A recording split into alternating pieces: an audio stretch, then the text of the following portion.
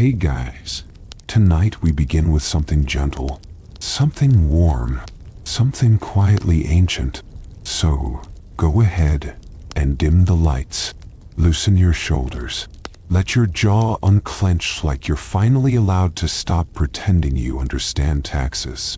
Tonight, we're drifting south of Egypt, past the pyramids you already know, past the tourist magnets, and into a kingdom that politely waited thousands of years for its moment in history class. Welcome to the Kingdom of Kush, which, by the way, sounds cozy, like a herbal tea brand or a scented candle. Kush, notes of river mud, incense, and mild political anxiety. Now, Kush was located in what is now modern Sudan, and it existed for a very long time. Like, we forgot you were still here long. While Egypt was rising, collapsing, rising again, collapsing again, and reinventing its religion every few centuries just to stay interesting. Kush was over there like, yeah, we're still doing fine. Still farming, still trading, still vibing by the Nile. Madagascar. Because yes, Kush also had the Nile. They shared it with Egypt, which was generous of them. Rivers are not easy to split emotionally. Now imagine everyday life in Kush. No pyramids in your backyard. No god king screaming about sun disks. Just people waking up, stretching, yawning, checking whether their goats were still alive. The city of Kerma, one of the earliest Kushite capitals, was calm, organized, busy in that slow, dusty, river town way. Mud brick houses, low walls, courtyards with shade, children running around with sticks that were absolutely not swords, but emotionally very much swords. People wore linen, light fabrics, loose garments. Because when you live near the Nile and the sun is doing its thing, tight clothing is just rude. There were farmers, fishermen, potters, gold workers, priests, merchants, and that one guy who always claimed he knew someone in Egypt. Kush was rich in gold. Like, annoyingly rich. Egypt wanted Kush for its gold, which is flattering, but also exhausting. Imagine your neighbor only visits because you own a really good grill. Now the average Kushite day started early, because the sun did not care about your feelings. People went to the fields. They planted barley, wheat, dates. They tended cattle, sheep, goats. Cows were important, spiritually, economically, emotionally. If you had cows, you were doing okay. If you had many cows, you were basically royalty adjacent. Milk, meat, leather, status. Somewhere in Kushite history, a man absolutely measured his self-worth in cows. And he lost. Now let's talk about homes. Kushite houses were simple. Mud brick walls, flat roofs, storage jars, sleeping mats, low furniture, nothing dramatic, no velvet curtains, no marble floors, just functional comfort. Inside, families cooked stews, grain porridge, fish, vegetables, and probably complained about sand in their food, because sand is everywhere. Sand is persistent. Sand has no respect for recipes. Religion in Kush was gentle, quietly powerful. They worshipped many gods. Some borrowed from Egypt, some uniquely theirs. Amun was important, because Amun was important everywhere. Amun had excellent branding. There were temples, priests, offerings, incense, but religion wasn't loud. It was routine. Light a lamp, say a prayer, hope the river behaves. Hope your child survives. Hope your crops grow. Simple ambitions. Now, the royal family. Ah, yes, the people who made everything complicated. Kush had kings, queens, shawai, and later, very powerful queen mothers. Royal life was luxurious, but still dusty. They wore gold jewelry, heavy necklaces, bracelets, rings. You could hear royalty walking before you saw them. Clink, clink. Political authority. Royal children were raised with tutors. They learned reading, writing, religion, administration, and probably how to sit still during ceremonies without falling asleep, which is a skill. Kings were expected to be strong, calm, dignified, and of course, deeply stressed, because Egypt was always watching. Sometimes Kush was independent. Sometimes Egypt ruled Kush. Sometimes Kush ruled Egypt.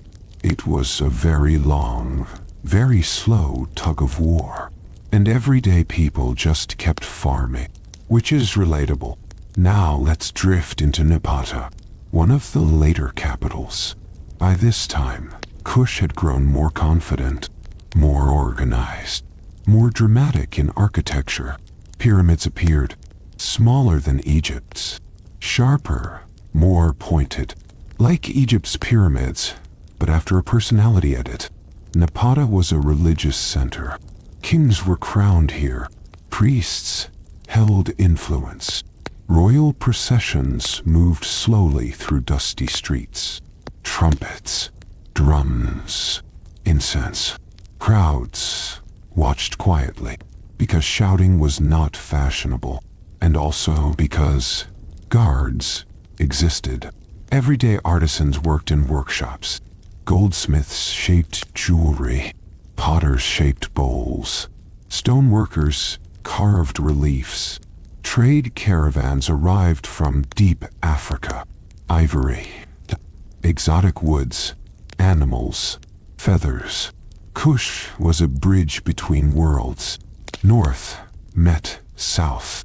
Egypt met Africa. And Kush just stood there calmly collecting fees. Now imagine a Kushite teenager, barefoot, daiwa, linen tunic, probably bored. They watched caravans pass. They dreamed of traveling. They complained about chores. They thought their parents didn't understand them, which means some things never change. Marriage in Kush was practical, family-oriented, strategic. Romantic poetry was not the priority. Survival was. Children were precious. But mortality was high. Many didn't survive childhood, which made parents gentle and anxious at the same time, holding their babies like fragile miracles. Now, the Nile. The Nile was everything. Transportation, food, life. Boats moved slowly across it. Fishermen cast nets. Children played near its banks. And everyone respected it, because rivers give, and rivers take. And rivers take. Now, let's talk about food again, because history is better when people are eating. Bread, beer, stews. Beer was weak, grain-based, daily. You could drink it at breakfast and still function, which honestly sounds efficient. People gathered in small groups, shared bowls, talked softly. No screaming debates about politics, just quiet existence. And somewhere, a royal official was stressing about grain storage, because bureaucracy never sleeps. Now, Kushite kings. Some were strong, some were insecure, some were deeply religious, some were quietly dramatic. They built monuments. They wrote inscriptions about how loved they were, which is always suspicious. He was adored by all. Sure, Kush later produced kings who ruled Egypt. Yes, Kushite pharaohs. Egypt was conquered by the people they once underestimated, and the Kushite kings tried very hard to be respectful rulers. They restored temples, respected traditions, prayed properly. They were like polite guests who accidentally inherited the house. But even then, everyday life in Kush remained gentle, because power changes faces, not routines. Women in Kush had more visibility than in many ancient cultures. They could own property, they could influence politics, they could rule. Queen mothers held real power, which probably made royal sons emotionally complicated and historically fascinating. Now imagine a Kushite marketplace. Dust in the air, spices, grain, goat skins, jewelry, baskets, voices low, bargaining polite, no one flipping tables, children weaving between stalls, a dog sleeping in the shade. Somewhere, a musician gently plucks a stringed instrument. No urgency, just time passing. Kush existed for over 1,000 years. Empires rose, empires fell, and Kush quietly continued, which is its greatest achievement. Not conquest, not monuments, but endurance. Now let's gently drift toward Meroë, the later capital. More iron production, more trade, more independence. Meroë was industrial by ancient standards. Iron tools, weapons, farming equipment, smoke from furnaces, workers shaping metal. And still, families went home, ate, talked, slept. Life continued. Kings were buried in pyramids. Queens too, not massive, but elegant and very pointy, because aesthetic matters. Now, Kush eventually faded. Rome rose. Trade shifted. Power moved. But Kush didn't explode. It didn't dramatically collapse. It simply softened into history, which is the most Kush way possible. And through it all, people lived. They loved. They worked. They worried. They hoped. Just like us. So as we rest here, in the quiet dust of Kush, let your thoughts slow. Let the Nile flow gently in your mind. Let the markets hum softly. Let the royal drama remain distant and politely boring. Because next, very slowly, very calmly, we'll drift into the personal lives of Kush's kings and queens. Their insecurities, their health problems, their dramatic inscriptions, and their extremely serious opinions about themselves. But for now, we rest in the gentle, golden, quietly forgotten world of the Kingdom of Kush. Adjust your pillow, let your eyes stay heavy, and allow your brain to wander just enough to pretend it's paying attention. Because now, we are gently stepping into the private lives of Kush's royalty, which, as always, were calmer than Egypt's, but still emotionally exhausting. Kushite kings were not loud conquerors. They were not screaming into relief carvings about how the gods personally high-fived them. They were more like chosen by the gods, blessed by a moon, loved by the people, also mildly tired. Royal inscriptions from Kush are beautifully humble by ancient standards, still confident, but less unhinged, which is refreshing. Now, the king did not rule alone. He ruled with priests, officials, advisors, and most importantly, his mother. Yes, the Kandakes, the queen mother. She was not decoration. She was power. She influenced decisions, controlled ceremonies, and sometimes ruled directly, which meant Kush had women in charge while much of the ancient world was still nervously pretending women were furniture. So already, Kush is winning quiet. Now imagine a Kushite royal childhood, born in luxury, surrounded by servants, bathed in oils, wearing small gold bracelets, but also terrified of expectations. Because royal children were not allowed to be ordinary, they were trained to walk properly, to speak carefully, to respect gods, to respect ancestors, and probably to not embarrass the dynasty, which is a lot to ask of a 6-year-old. Their tutors taught them history, religion, languages, administration, and somewhere in a quiet courtyard, a future king absolutely pretended to listen while staring at a bird. Royal teenagers learned discipline, and also learned that their marriages were already decided. Romantic love was optional. Political usefulness was mandatory. Kushite prince might meet his future queen at a ceremony. They would bow, smile politely, and internally think, oh, so this is happening. No. Now let's talk about marriage. Royal Kushite marriages were strategic, sometimes within noble families, sometimes connected to religious lineages, sometimes very awkward, because nothing says romance like ancestral expectations. Queens were respected, not hidden, not silent. They appeared in inscriptions, in statues, in ceremonies. Some ruled alongside their husbands, some ruled alone, and some ruled better than the men ever did, which history politely acknowledges. Now the royal household. It was not quiet. Servants moved constantly. Officials delivered scrolls. Priests arrived with rituals. There were storage rooms of grain, jars of oil, chests of gold, but also stress.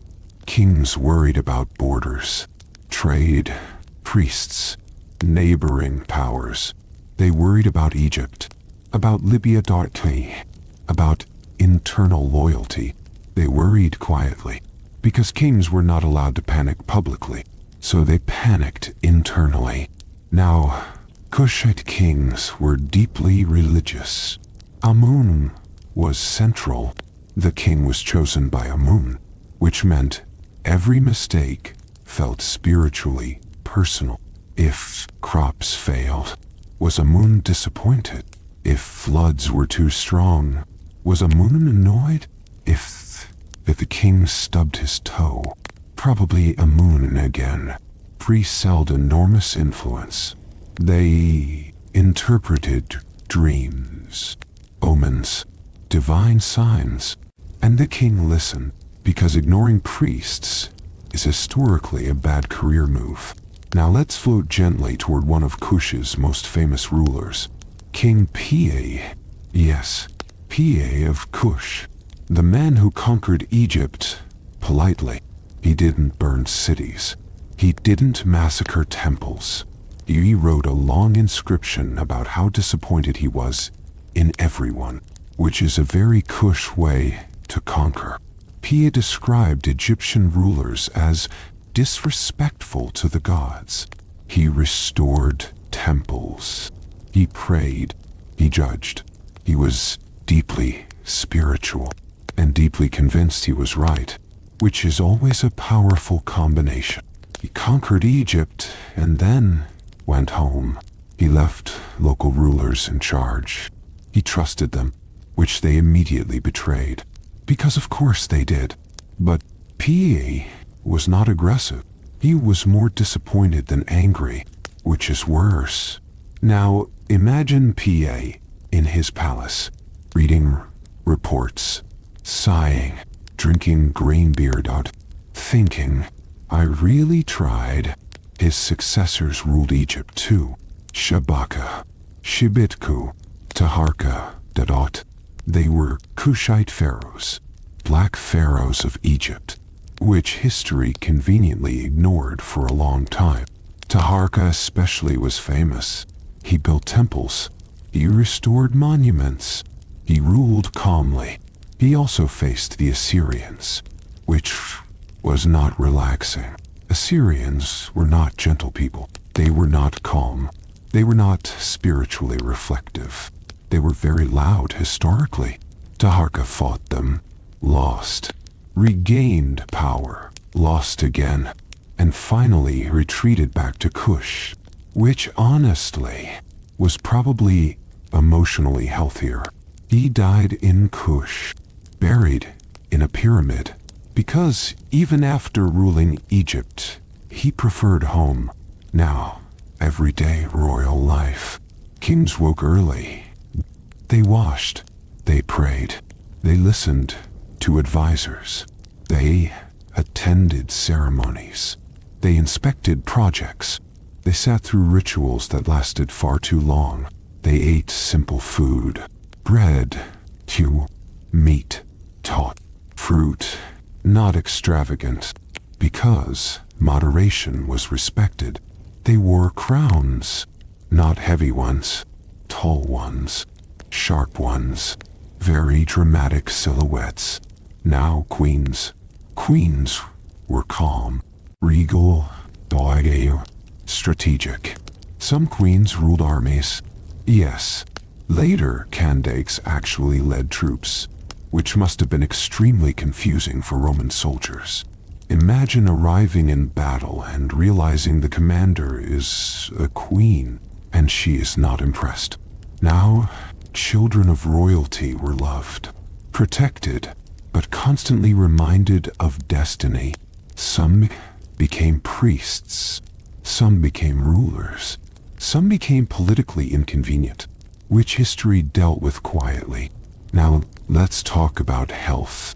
Because ancient royalty were not glowing, they had dental issues, joint problems, parasites, infections, gold crowns on sore gums, back pain under royal robes, headaches during ceremonies, and no ibuprofen, which is tragic. They relied on herbal medicine, incense, prayer, rest, diet, which sometimes worked, sometimes did not. Now royal funerals, slow, calm, processional, priests chanting, offerings placed, the body wrapped, the pyramid waiting, no dramatic screaming, just quiet acceptance, because death was expected, not feared. Now everyday nobles, they lived comfortably, not excessively. They managed land, collected taxes, oversaw labor. They attended court. They whispered gossip. They judged each other's jewelry, because humans never change. Now, Kushite art.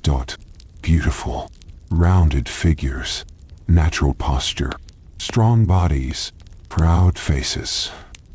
Not stiff, not overly formal, which tells us something. Kush valued humanity, not just divinity. Now imagine a Kushite noblewoman walking through her courtyard, jewelry soft against skin, linen flowing. She supervises servants. She gives instructions. She prays. She watches her children. She worries quietly, because life is still fragile. Now Kush eventually declined. Trade routes shifted. Iron production moved. Power changed. Rome influenced Africa. Christianity later arrived.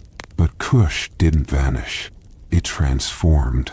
Its culture flowed into Nubia, into Sudan, into African identity, quietly, patiently, which is very Kush. So here we are, still drifting, still breathing slowly, still listening to a kingdom that never shouted, never rushed, never begged to be remembered.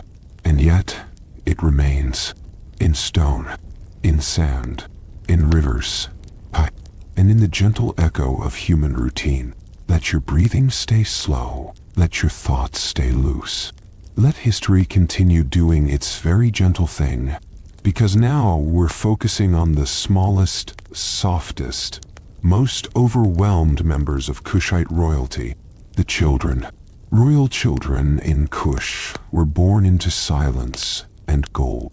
Not dramatic silence, not scary silence, just ceremonial quiet. When a royal child was born, there were rituals, prayers, blessings, datul, careful words, no loud celebrations, no chaotic feasts, just calm acknowledgement, because this was not just a baby. This was a future symbol, which is a very heavy thing to place on a very small head. Now, imagine being a Kushite royal child. You are wrapped in linen, carried gently, never placed on rough ground. Servants hover, priests whisper prayers. Your mother watches constantly, not because she is anxious, but because survival is not guaranteed. Infant mortality was high. Every breath was precious. Every cry was both relief and fear. Now childhood in Kush was slow. Children were not rushed. They were allowed to grow gently. But for royal children, education began early, not harshly, softly. They learned to recognize symbols, to listen to stories of ancestors, to sit quietly during prayers, to not touch ceremonial objects, which they absolutely wanted to touch. They were taught respect before ambition, tradition before ego, which probably saved a few future kings from becoming unbearable. Royal tutors were patient. They spoke slowly. They repeated lessons. They encouraged memory, not imagination, because imagination was for artists. Royalty needed discipline. Now royal children learned about a moon early. They learned that a moon chose kings, which meant they learned they might be chosen, or they might not, which is emotionally complicated for a 7-year-old. They learned about Egypt, about Nubia, about the river, about the ancestors who built pyramids. And they were reminded often, you belong to history, which is not comforting. Now play still existed. Royal children played in courtyards, with wooden toys, small animals, little drums. They chased birds. They laughed. They forgot who they were for a few minutes. And then a tutor gently reminded them, please walk properly, which ended the fun. Now royal siblings. There were always siblings. Older brothers, younger sisters, some destined for power, some destined for religion, some destined for marriage alliances, and some destined for quiet lives in temples. And they all knew it, which made family dinners awkward, because everyone knew someone was more important, but no one was allowed to say it. Now, let's talk about royal clothing.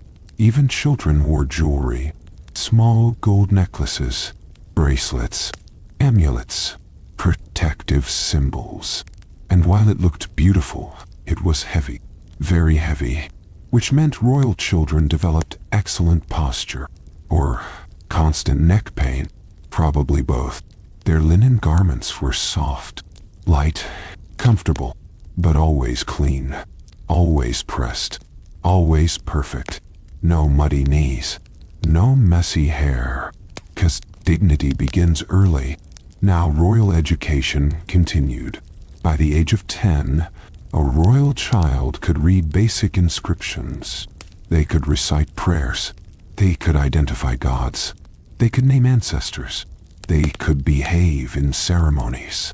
They could bow properly, which is honestly impressive. Now, teenage years. Ah yes, the emotionally confusing stage.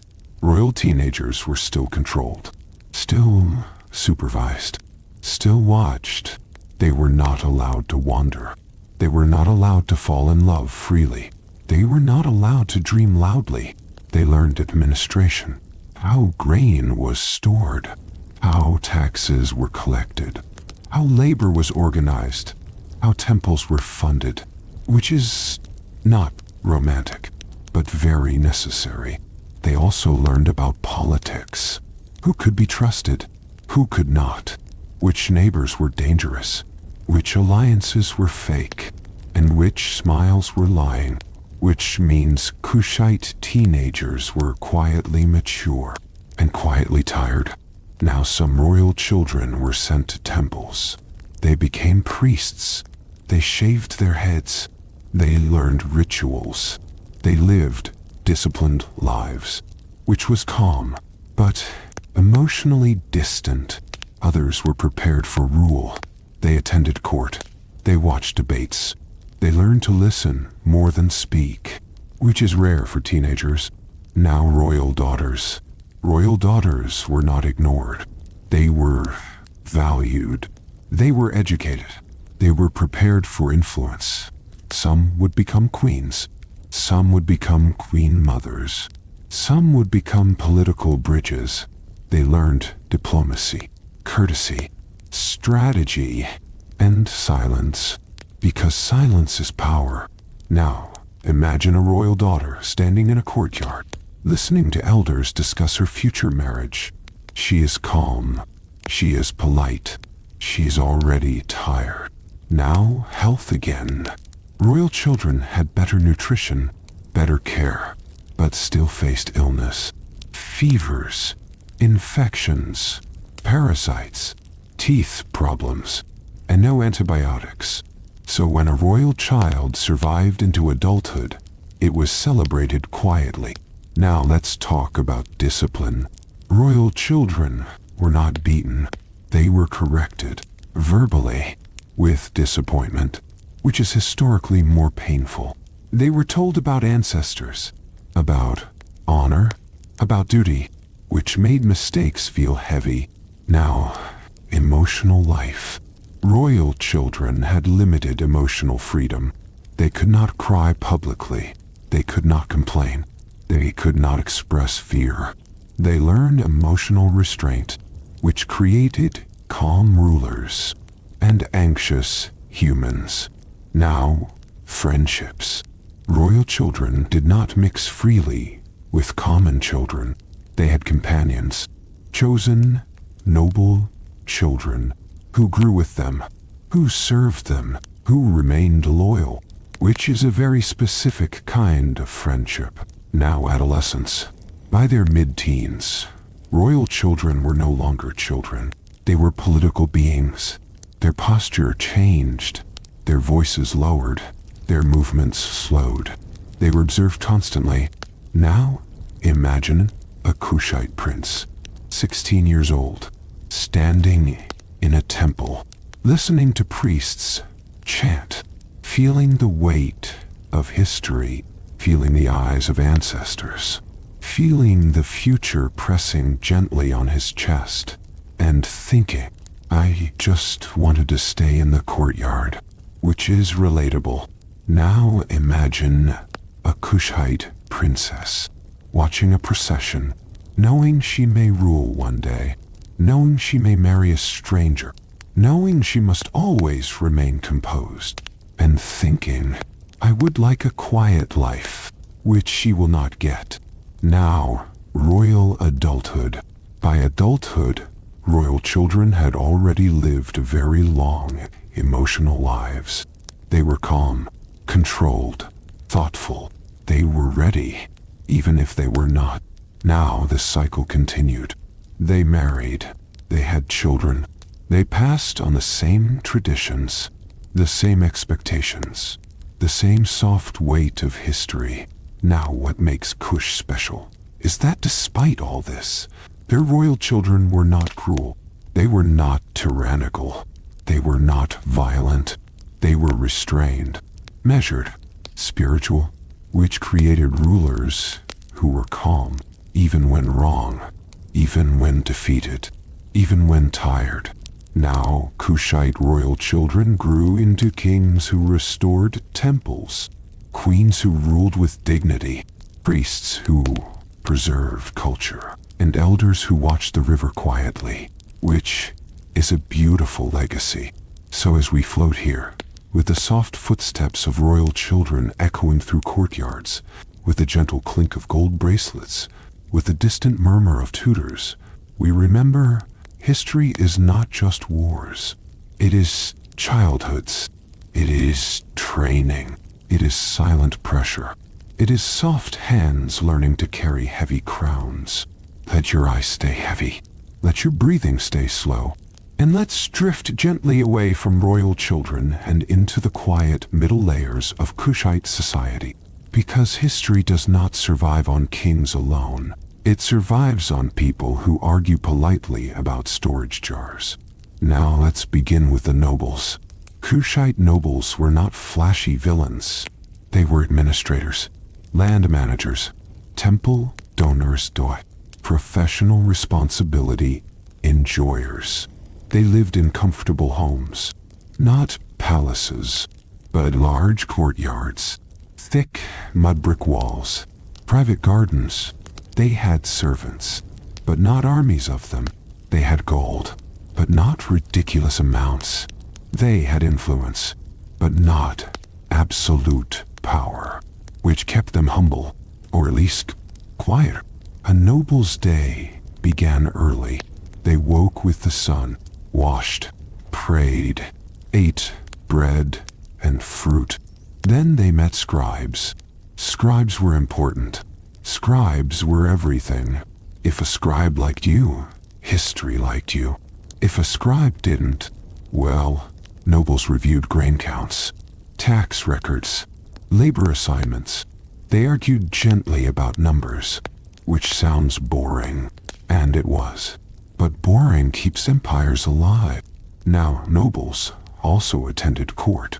They listened to royal announcements. They nodded respectfully. They agreed with decisions they did not suggest. They whispered later, which is the correct order. Nobles wore linen, clean, light, comfortable. They wore jewelry, not excessive, but tasteful, enough to say, I am important, without saying, I am trying too hard. They hosted guests. They discussed trade. They talked about Egypt. They talked about Rome later. They talked about neighbors. They talked about each other, because nobles always do. Now, let's float gently into the priesthood. Ah yes, the priests, the calm, powerful, quietly terrifying people of every ancient civilization. Kushite priests were not loud. They were composed. Their authority came from silence. They shaved their heads. They wore simple garments. They smelled strongly of incense, which meant you could always find them. They lived in temples. They maintained rituals. They cleaned statues. They prepared offerings. They memorized prayers. They watched the stars. They interpreted dreams, and occasionally told kings what the gods supposedly thought, which is an extremely influential hobby. Priests in Kush served Amun and other gods. They led ceremonies. They guided royal coronations. They supervised burials. They guarded traditions. And they absolutely judged each other quietly, because spiritual people are still people. A priest's day was structured. Morning prayers, temple cleaning, offerings, teaching novices, recording rituals, evening prayers, silence. They ate simply, grain, vegetables, fish. They did not overindulge, because discipline was their brand. Now some priests became powerful, very powerful. They influenced politics. They controlled land. They managed wealth. But they always spoke softly, which made them more dangerous. Now let's glide into the merchant class. The movers, the traders, the people who actually connected Kush to the world. Merchants traveled. They carried gold, ivory, leather, spices, iron goods. They moved along river routes, desert paths, trade roads. They negotiated, they bargained, they smiled politely while mentally calculating profit. They wore practical clothing. They carried pouches. They kept records. They knew foreign languages. They knew foreign customs. They knew how to pretend not to notice insults, which is an important skill. Merchants brought news. News of Egypt, of Rome, of Africa. They told stories, exaggerated stories, which became history eventually. Now merchants were respected, but not trusted completely, because merchants were clever, and clever makes people nervous. Now, let's talk about artisans, potters, weavers, carpenters, metal workers. They lived modestly. They worked with patience. They trained apprentices. They created the objects that history now displays behind glass. They shaped bowls, statues, tools, weight, jewelry, ducty.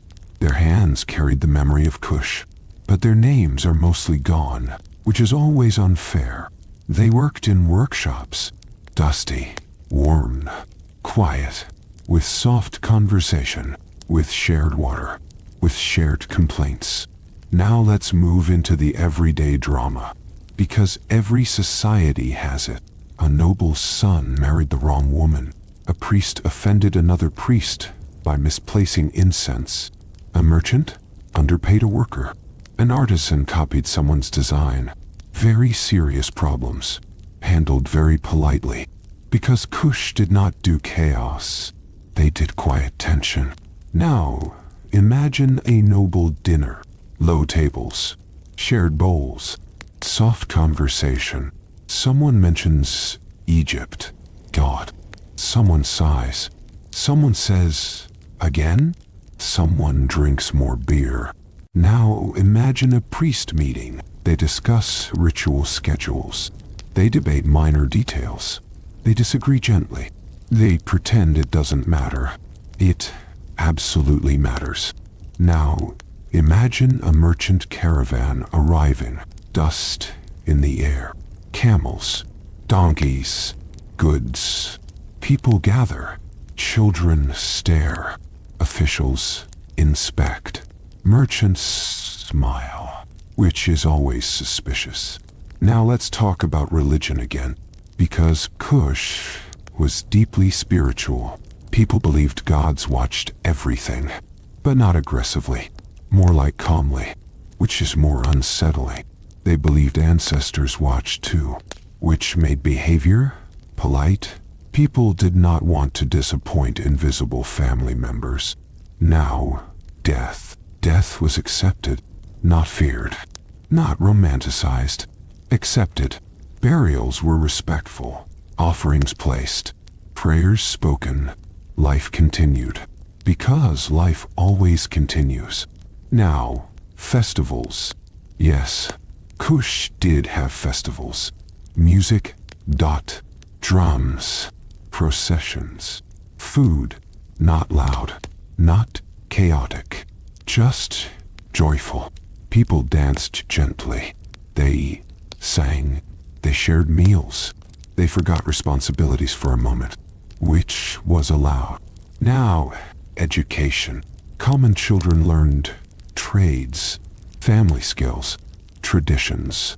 They learned by watching, by helping, by repeating. They did not read. They did not write. But they remembered, which is another form of intelligence. Now, women. Women in Kush were visible. They worked. They traded. They owned.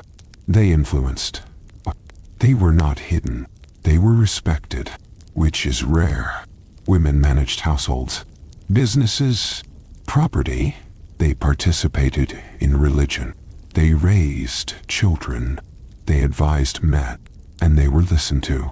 Sometimes. Now, aging. Elders were respected. They spoke slowly, They were consulted. They remembered things. They told stories. They repeated stories, which is how culture survives. Now the decline of Kush was not violent. It was gradual. Trade moved. Power shifted. Rome changed roots. Christianity later replaced old gods. Temples faded. Pyramids eroded. People adapted, which is the most human thing possible. Kush did not disappear. It transformed into Nubian cultures, into Sudanese identity, into quiet legacy. And through all of it, people still woke up, still worked, still loved, still worried, still hoped. Which means Kush never really ended. It just stopped being named. And now, as we rest here, among nobles who count grain, priests who light incense, merchants who count profits, and artisans who shape clay, we remember history is not loud. It is routine. It is repetition. It is small human movement inside long centuries. If you're still awake, congratulations. If you're not, honestly, that's the goal. Let's keep drifting. Because now we arrive at the part of Kush's story that doesn't involve explosions, invasions, or dramatic last stands on cliffs. It involves paperwork, trade routes, changing priorities, and a very patient river, which is exactly how most civilizations actually end. Not with a scream, with a quiet, administrative shrug. By the time we reach the later centuries of Kush, the capital at Meroë is still standing. The furnaces still glow. The pyramids still point politely at the sky. The priests still light incense. But something has shifted. Not loudly, not dramatically, just subtly. Trade routes are moving north and east. Roman trade prefers different paths. Red Sea routes begin to matter more. Merchants still come to Meroë, just not as many. And merchants are the first to notice when a city is becoming slightly inconvenient.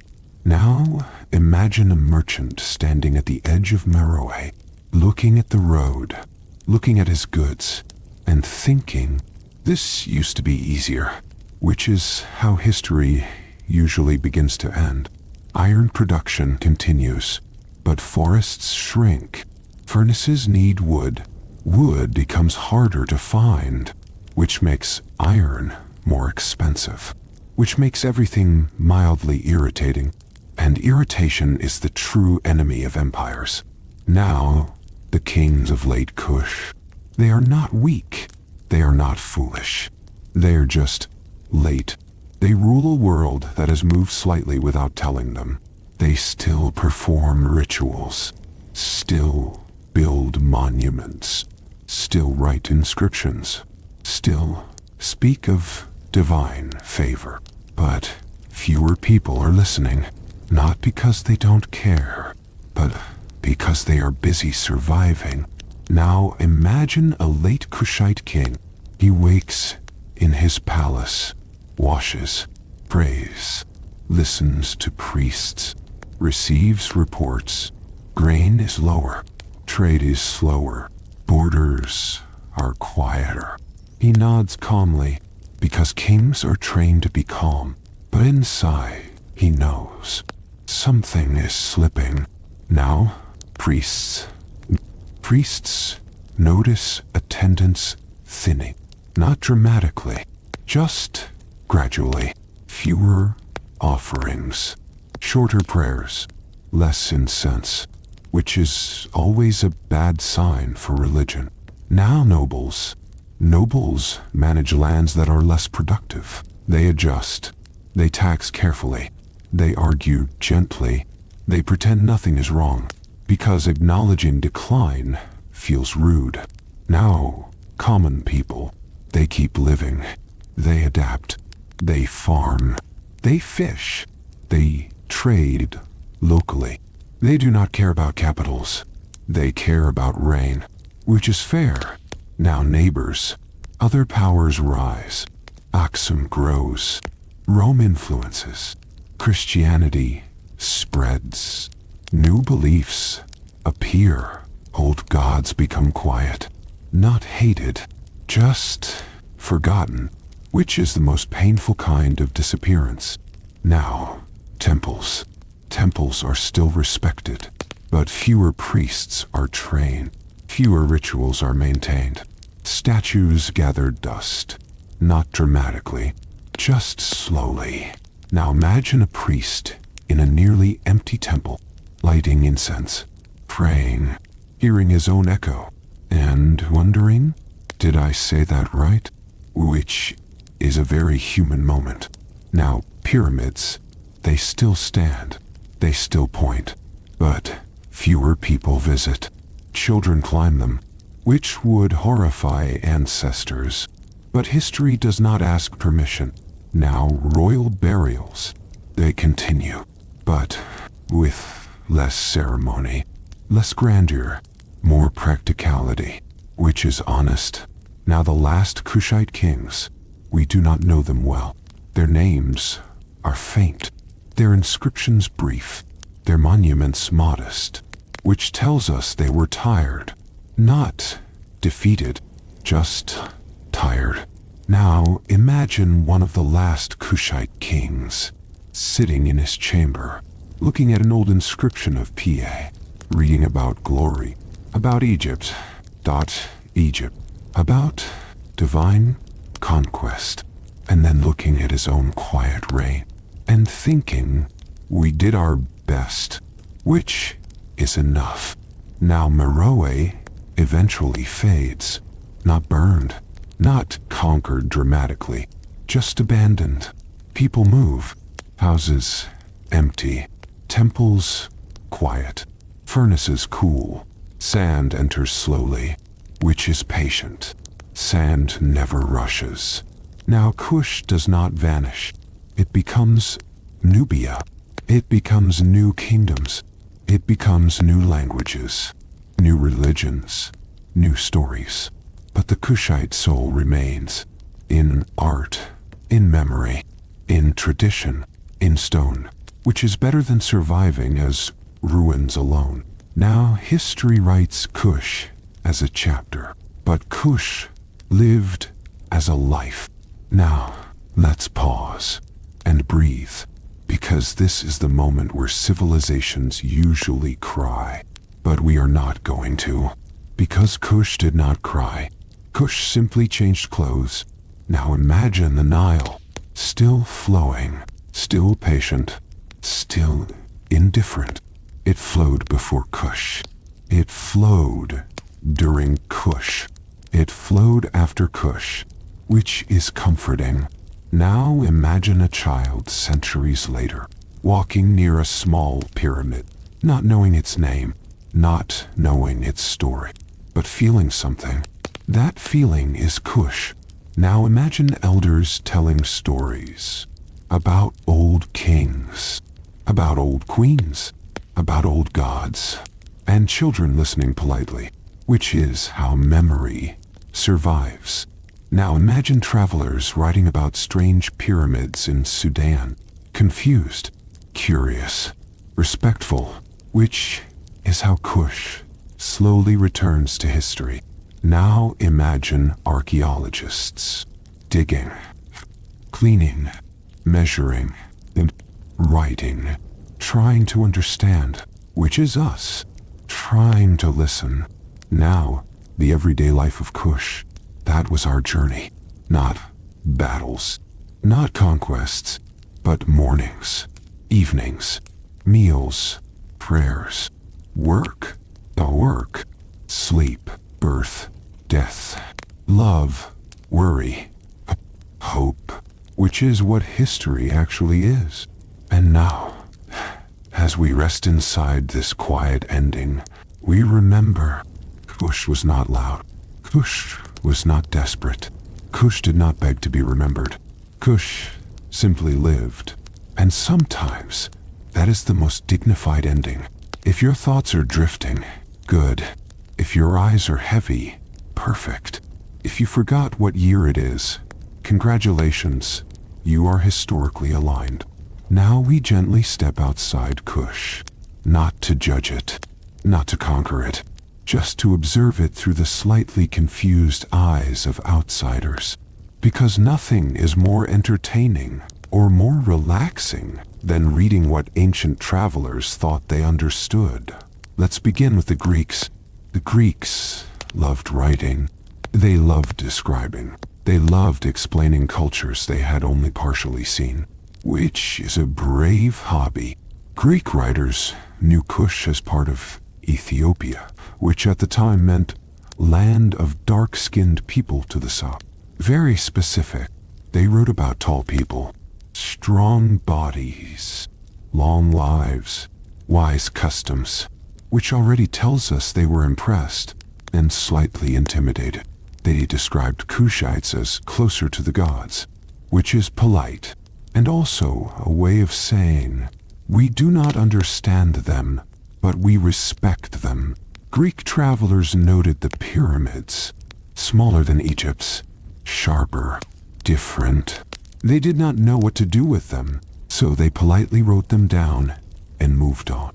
Now Greek writers also love to exaggerate, so some descriptions include incredibly tall Kushites, incredibly wise Kushites, incredibly perfect Kushites, which means they probably met one very calm, tall person and emotionally committed to the image. Now Romans. Oh, yes, the Romans. Professional conquerors. They eventually reached Nubia and met Kushite rulers. And for once, they did not immediately win, which annoyed them quietly. The Romans wrote about Kushite queens, powerful queens, leading armies, negotiating with confidence, and the Romans did not know what to do with that, so they respected it, which is rare. Roman writers described Kush as rich, gold rich, which immediately made them interested. But Kush was not easy to dominate. It was far.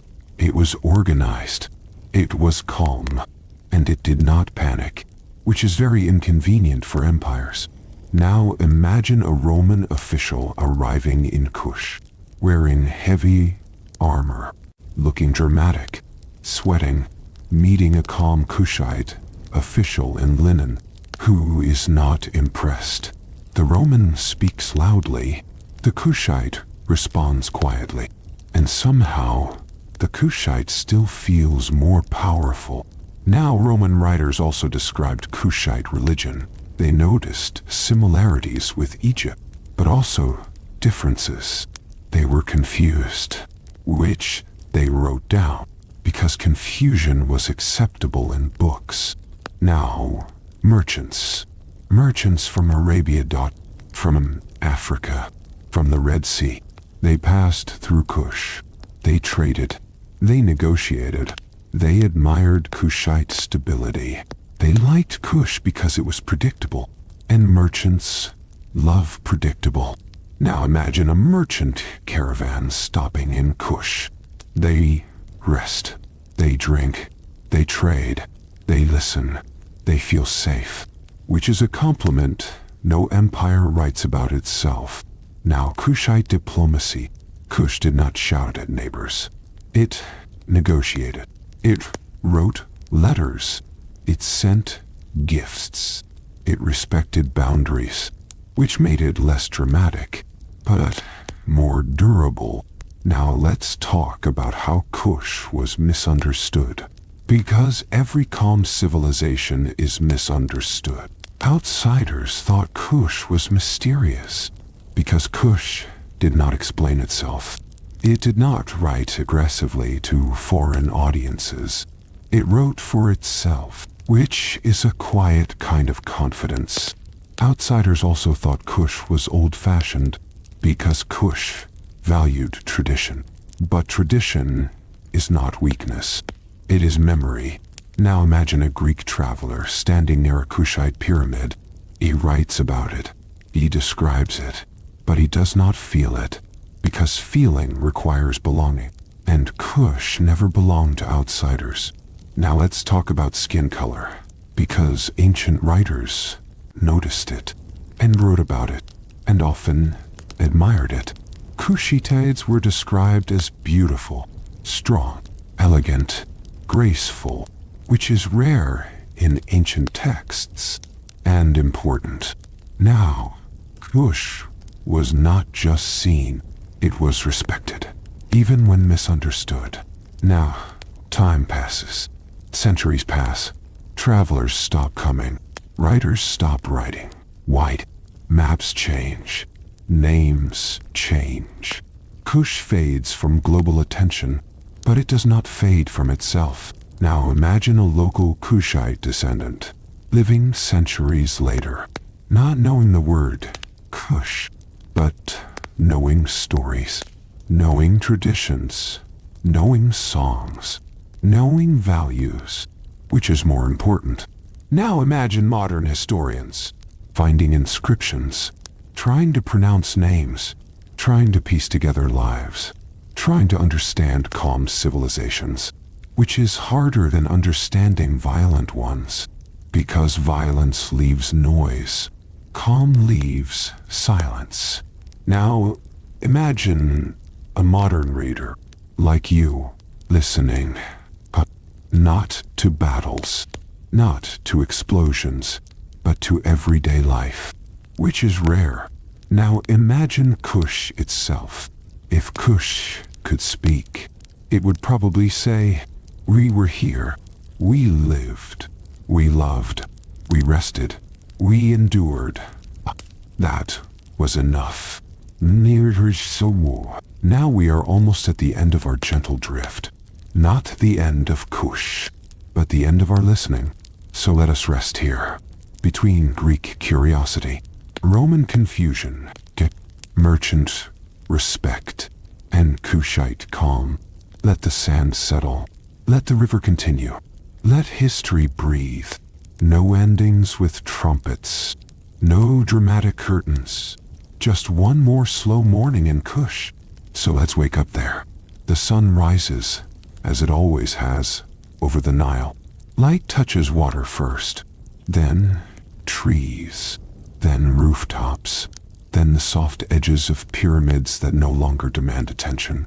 Birds move, wind moves, time moves, and Kush, as always, does not rush. In a small house near the river, a family wakes. Not royalty, not priests, not nobles, just people. A mother stirs a pot, grain and water. Steam rises. A child rubs sleep from their eyes.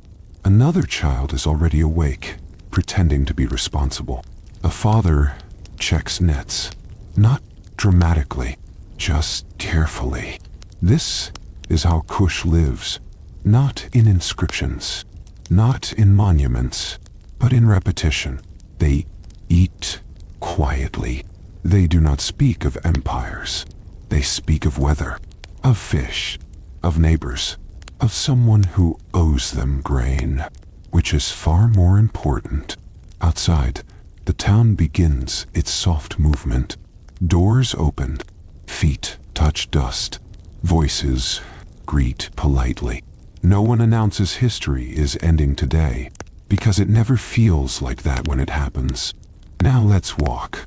We pass workshops.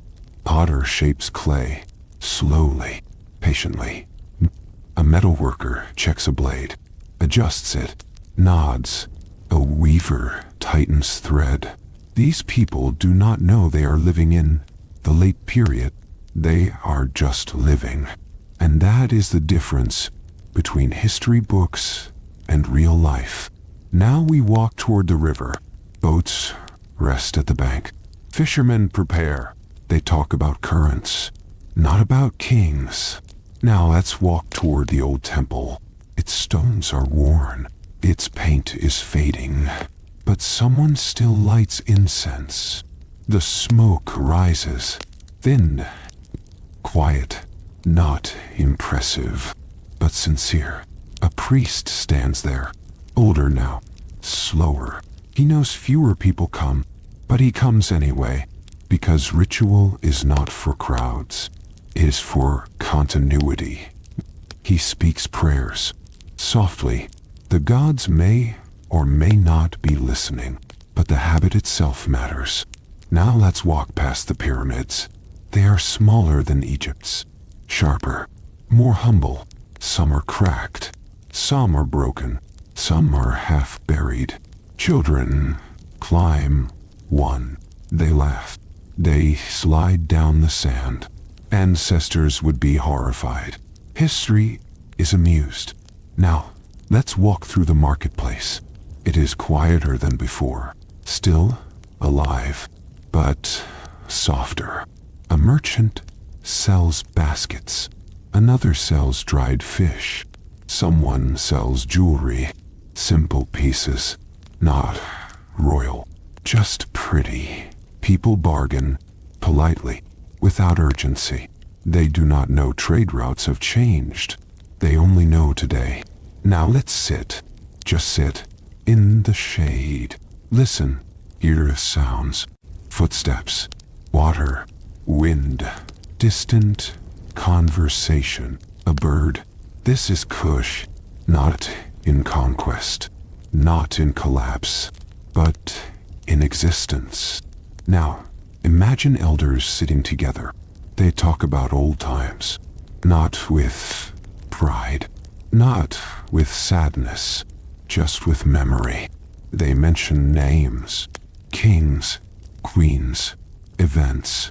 And then they talk about children. 'Cause the future always steals attention from the past. Now, imagine a young person listening. Not fully interested. Not fully bored. Just politely present.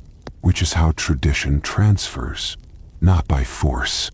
By proximity. Now imagine a Kushite woman walking home, carrying water and her posture is strong. Her steps are slow. She's not thinking about identity. She is thinking about dinner, which is far more practical. Now, imagine a Kushite man repairing a roof. He balances. He adjusts bricks. He wipes sweat. He does not know historians will someday write about his culture. He only knows his roof matters. Now, imagine a Kushite child running, laughing, not aware, not concerned, not connected to endings, just alive. Now pause, because this is the moment history books never show. Not the fall, not the last king, but the last ordinary morning. Because civilizations do not end when kings fall. They end when ordinary mornings slowly stop being remembered. Now Kush did not vanish. It softened. It blended.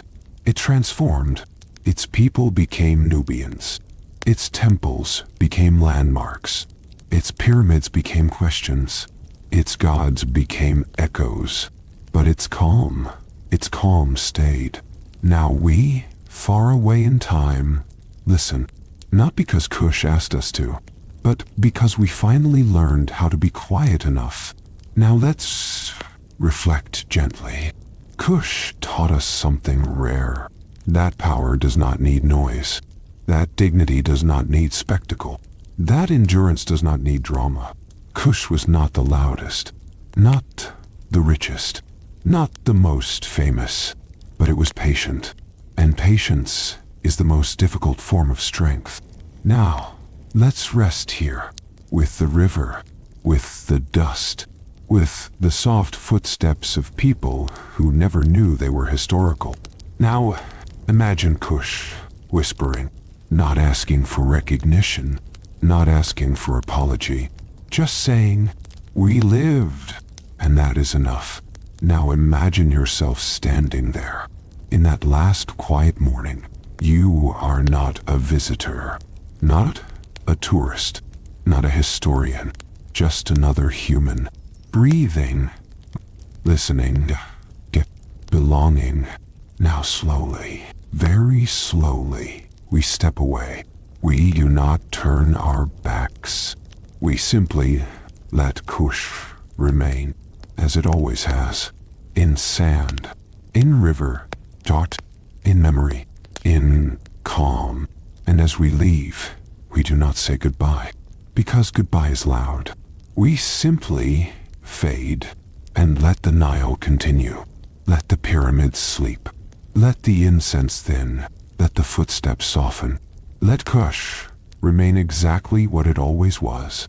A quiet civilization, living, without needing applause.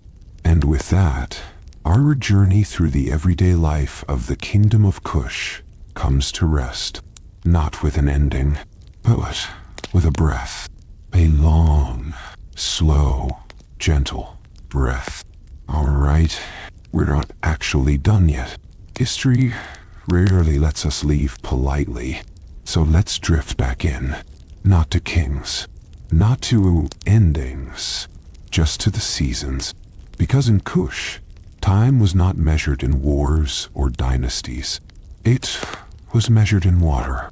The Nile did not care about politics. It cared about gravity. And every year, it rose. And every year, it fell. And Kush built its life around that rhythm like a civilization-sized breathing exercise.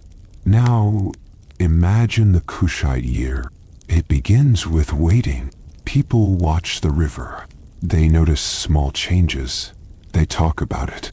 Quietly. Not dramatically. Because if you panic every year, you will not survive many years. When the Nile rises, fields flood. Silt spreads. Dark, rich soil settles. And farmers smile gently. Not with joy, with relief. Because this is what allows everything else to happen. Now when the waters recede, people move. They walk into the wet fields. They plant. They press seeds into soil with their feet. They do not rush. They trust, which is a difficult kind of confidence. Now imagine farmers in Kush. Bare feet. Mud between toes. Sun warming backs. No rush, no shouting, just work. They plant barley, wheat, legumes. They talk about weather. They talk about neighbors. They talk about nothing, which is the best conversation. Now children help. They carry baskets. They drop seeds. They make mistakes. They are corrected gently, because yelling wastes energy. Now, animals. Cows move slowly. Sheep follow. Goats pretend to listen. Cows are everything. Milk, meat, status, spiritual symbolism. Somewhere in Kush, someone definitely loved their cow more than a sibling. Now the growing season. Green appears. Slowly, quietly. Fields change color. People walk through them. Touch leaves. Check growth. Nod. No celebrations. Just satisfaction. Now, the dry season. Fields rest. People harvest. They cut grain. Tie bundles. Carry them home. They store grain in jars. They seal jars. They label jars. Because losing grain is socially unacceptable. Now, bread. Bread is everywhere. Simple, flat, say. Reliable. Beer is made. Weak beer. Friendly beer. The kind that does not ruin lives. Just improves dinner. Now fish. The Nile provides fish. People dry fish. Smoke fish. Eat fish. Trade fish. Fish is never dramatic. Fish is practical. Now markets respond to seasons. Some foods appear. Some disappear. Prices change. People complain because people always complain about prices. Now festivals follow seasons. Not kings. Not victories. Seasons. When harvest is good, people gather. Music died away. Drums, dancing, not wild, just joyful. Now imagine dancing in Kush, not jumping, not screaming, swaying, hands moving, feet stepping, bodies following rhythm. Children copy badly, which is adorable. Now elders sit, watch, Godi, smile. Remember, now religion follows seasons. Offerings increase at certain times. Prayers change tone. People thank gods, not for power, for continuity, which is more honest. Now, priests adjust rituals. They read stars. They note moons. They observe patterns. They do not predict futures loudly. They suggest quietly, which is safer. Now the Kushite calendar, not flashy, not complicated, just functional. Flood, your plant, grow, and harvest, rest. Repeat. This is civilization, not conquest. Now imagine a Kushite farmer explaining the year to a child. He does not mention dates. He says, when the river rises, we wait. When it falls, we plant. When plants grow, we hope. When we harvest, we thank. Then we sleep. Which is the best calendar? Now imagine a Kushite woman managing food stores. She checks jars, counts, moves. She plans months ahead, not anxiously, just wisely. Because hunger is quiet, but patient. Now imagine a Kushite potter. His work depends on seasons. Clay behaves differently. Heat changes. Humidity changes. He adjusts without complaining, because complaining does not change physics. Now, imagine a Kushite metalworker. Furnaces depend on weather, on wood supply, on airflow. He times his work. He waits. He respects seasons. Now, imagine a Kushite child. They do not know months. They know smells. Rain smells. River smells. Harvest smells. Smoke smells. Food smells. Memory is sensory, not numerical. Now let's talk about illness and seasons. Some seasons bring sickness, fevers, infections. People accept this. They care. They treat. They pray. They wait. Because control is limited. Now birth. Birth happens whenever it happens. But families remember seasons. He was born when the river was high. She was born when the fields were green, which is poetic and practical. Now death. Death also follows seasons. Some seasons are harder. People bury. They mourn. They return to work. Because seasons do not pause. Now royal life also follows seasons. Kings perform rituals at specific times. Queens attend ceremonies. Priests adjust prayers.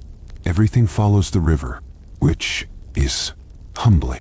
Now, imagine a Kushite king standing by the Nile, watching it rise, knowing that even he cannot command it, and feeling strangely peaceful about that. Now, imagine a Kushite child throwing a stone into the river, watching circles form, not thinking about empire, just watching water. Now imagine Kush itself, not as a kingdom, not as a power, but as a routine, a long routine repeated by millions of small lives, which is more impressive than any monument.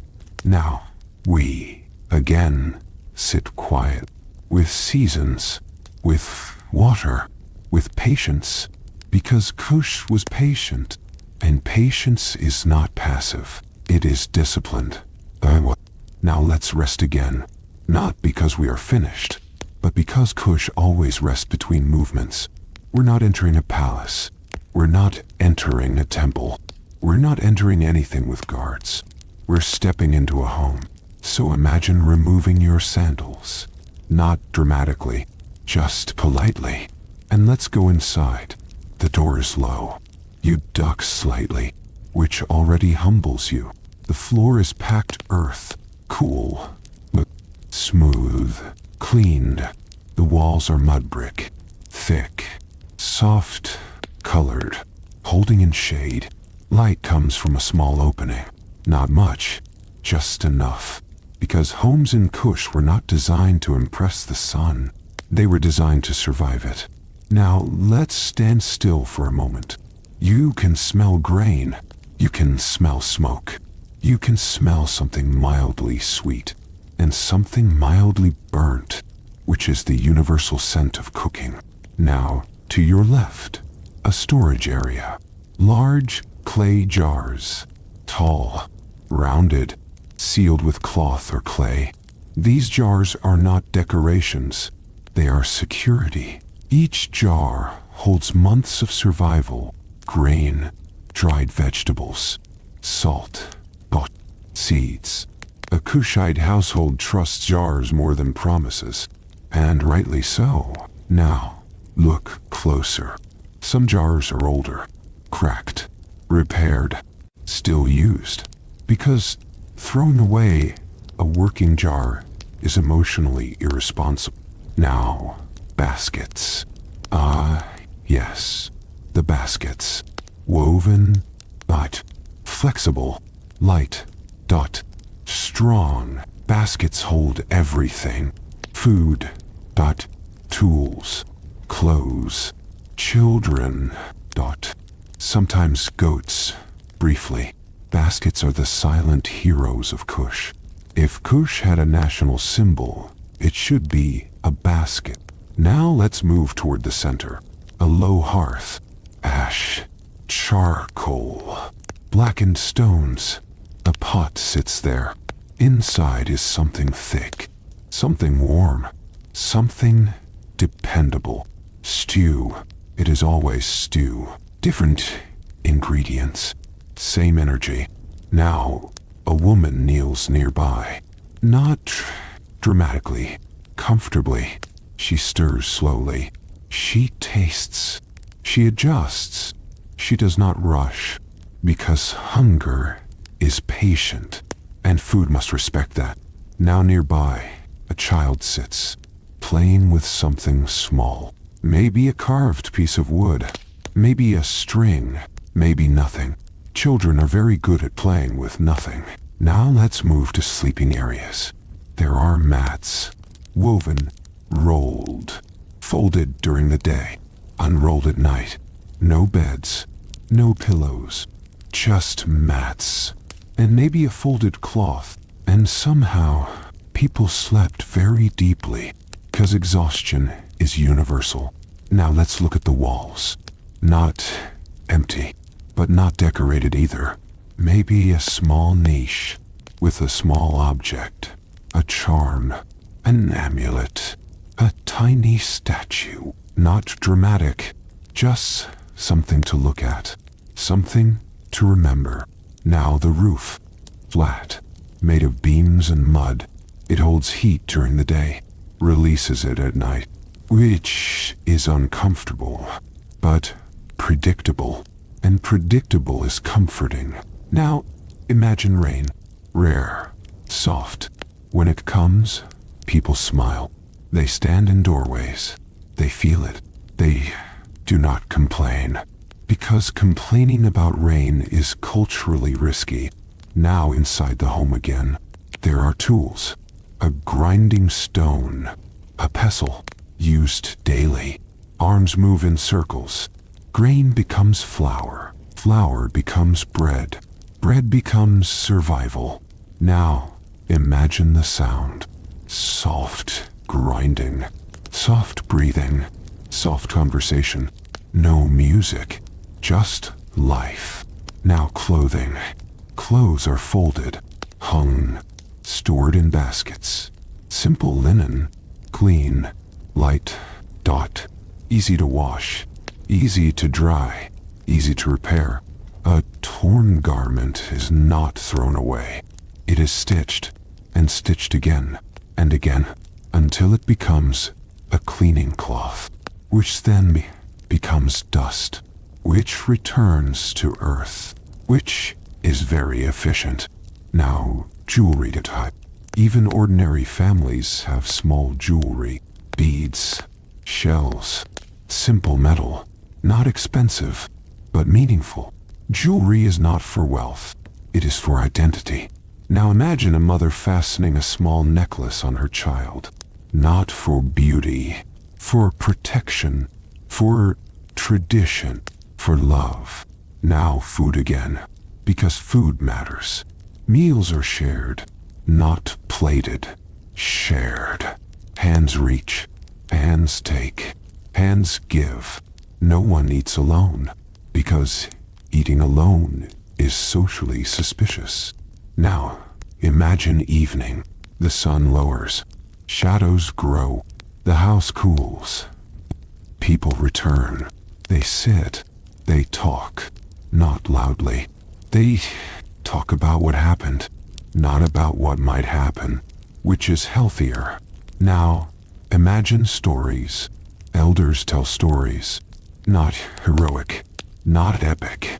Simple stories about floods, about ancestors, about animals, about mistakes, which children love, because mistakes are more interesting than success. Now imagine laughter, soft, brief, contained, not explosive, but sincere.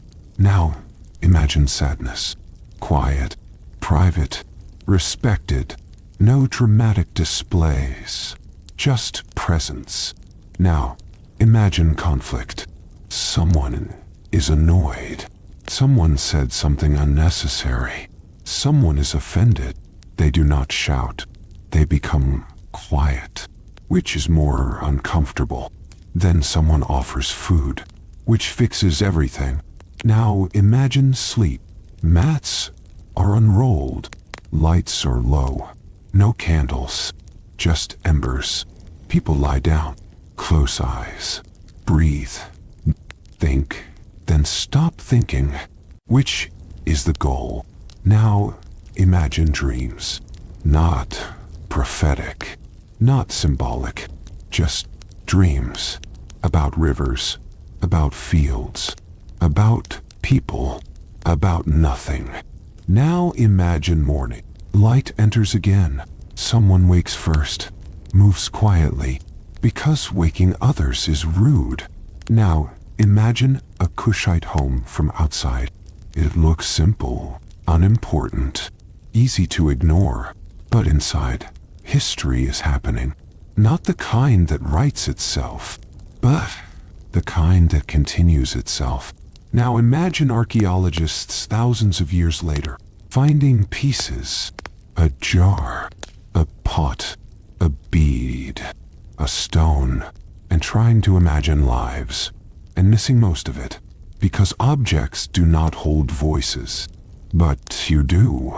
Now imagine us, listening, not to kings, not to wars, but to footsteps on packed earth.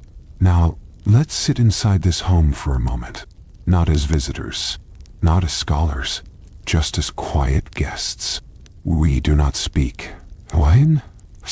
We do not move. We just exist. And that is exactly how Kush existed.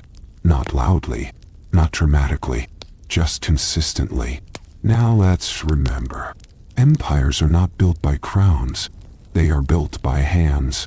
Hands that cook, hands that build, hands that hold children, hands that close doors at night, hands that open doors in the morning. Now, Kush, again, was not a headline. It was a household, repeated thousands of times, across centuries, or across seasons, across generations. And now, we gently step back outside, not because the home disappears, but because it continues without us, which is the most respectful ending. Not loudly, not fashion runway loudly, just quietly, stylish, because Kush did not chase beauty, it lived inside it.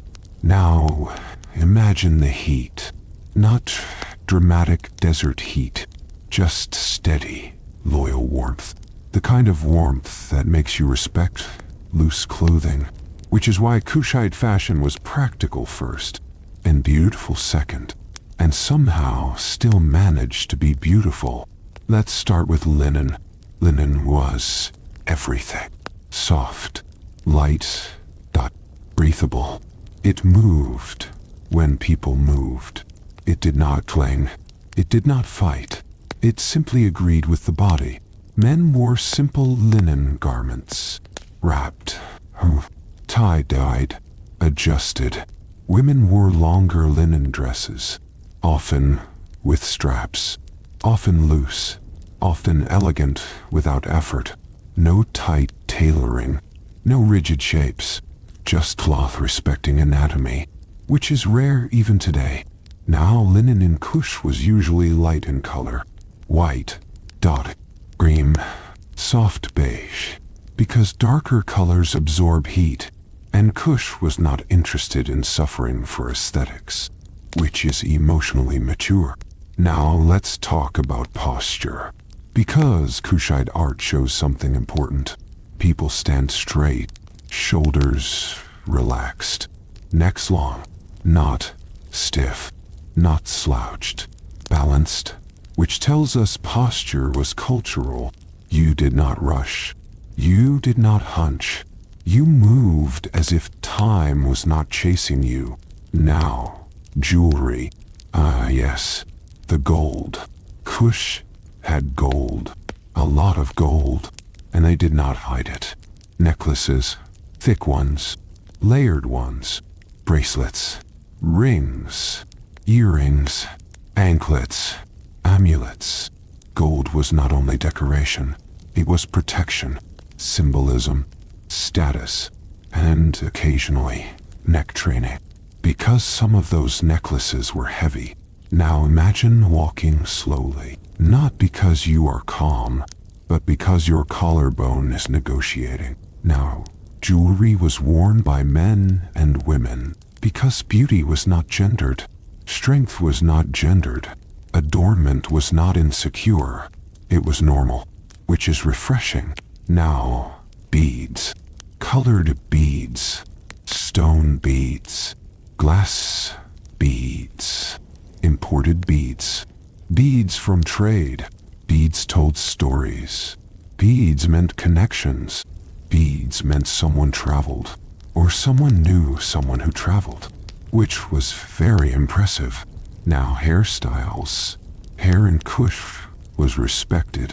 Natural textures, braids, short cuts, shaved styles, oiled hair, decorated hair. Hair was shaped with care, not hidden, not erased, not embarrassed. Hair was identity. Now imagine a Kushite woman braiding another woman's hair. Slow, patient, close. They talk quietly. They share news. They share silence. Hair becomes social. Now imagine a Kushite man oiling his hair, combing it back, adjusting it, not for vanity, for dignity. Now, children. Children had simpler styles. Short hair, loose hair, messy hair. Because children are not expected to be perfect. Only royal children were expected to be tidy, which is unfair. Now, skin. Skin was oil, not just for beauty, for protection. Sun dries skin. Oil protects it. So people smelled softly of natural oils, not perfumes, just clean warmth. Now, let's talk about scent. Incense, reasons, herbs. Kushite people did not smell like luxury. They smelled like earth, smoke, plants, river dew. Which is better? Now footwear. Most people were barefoot. Sandals existed, but not always used. Feet knew the ground. Ground knew the feet, which creates balance. Now imagine walking through Kush barefoot. You feel dust. You feel stone. You feel warmth. You feel texture. You are connected. Now imagine standing still. You feel the earth cooling, which reminds you are alive. Now accessories, amulets, small charms, protective symbols, gods, animals, shapes, worn close to the body, not for decoration, for reassurance, because fear exists quietly. Now makeup, yes, makeup, kohl, dot, eyeliner sword, used by men and women, not for beauty alone, for protection from sun, from insects, from glare, which is practical beauty, the best kind. Now, imagine a Kushite person lining their eyes, slowly, carefully, not to impress, to prepare. Now let's talk about elegance. Kushite elegance was not about excess. It was about balance. No extreme silhouettes. No overwhelming accessories. Just enough. Always just enough.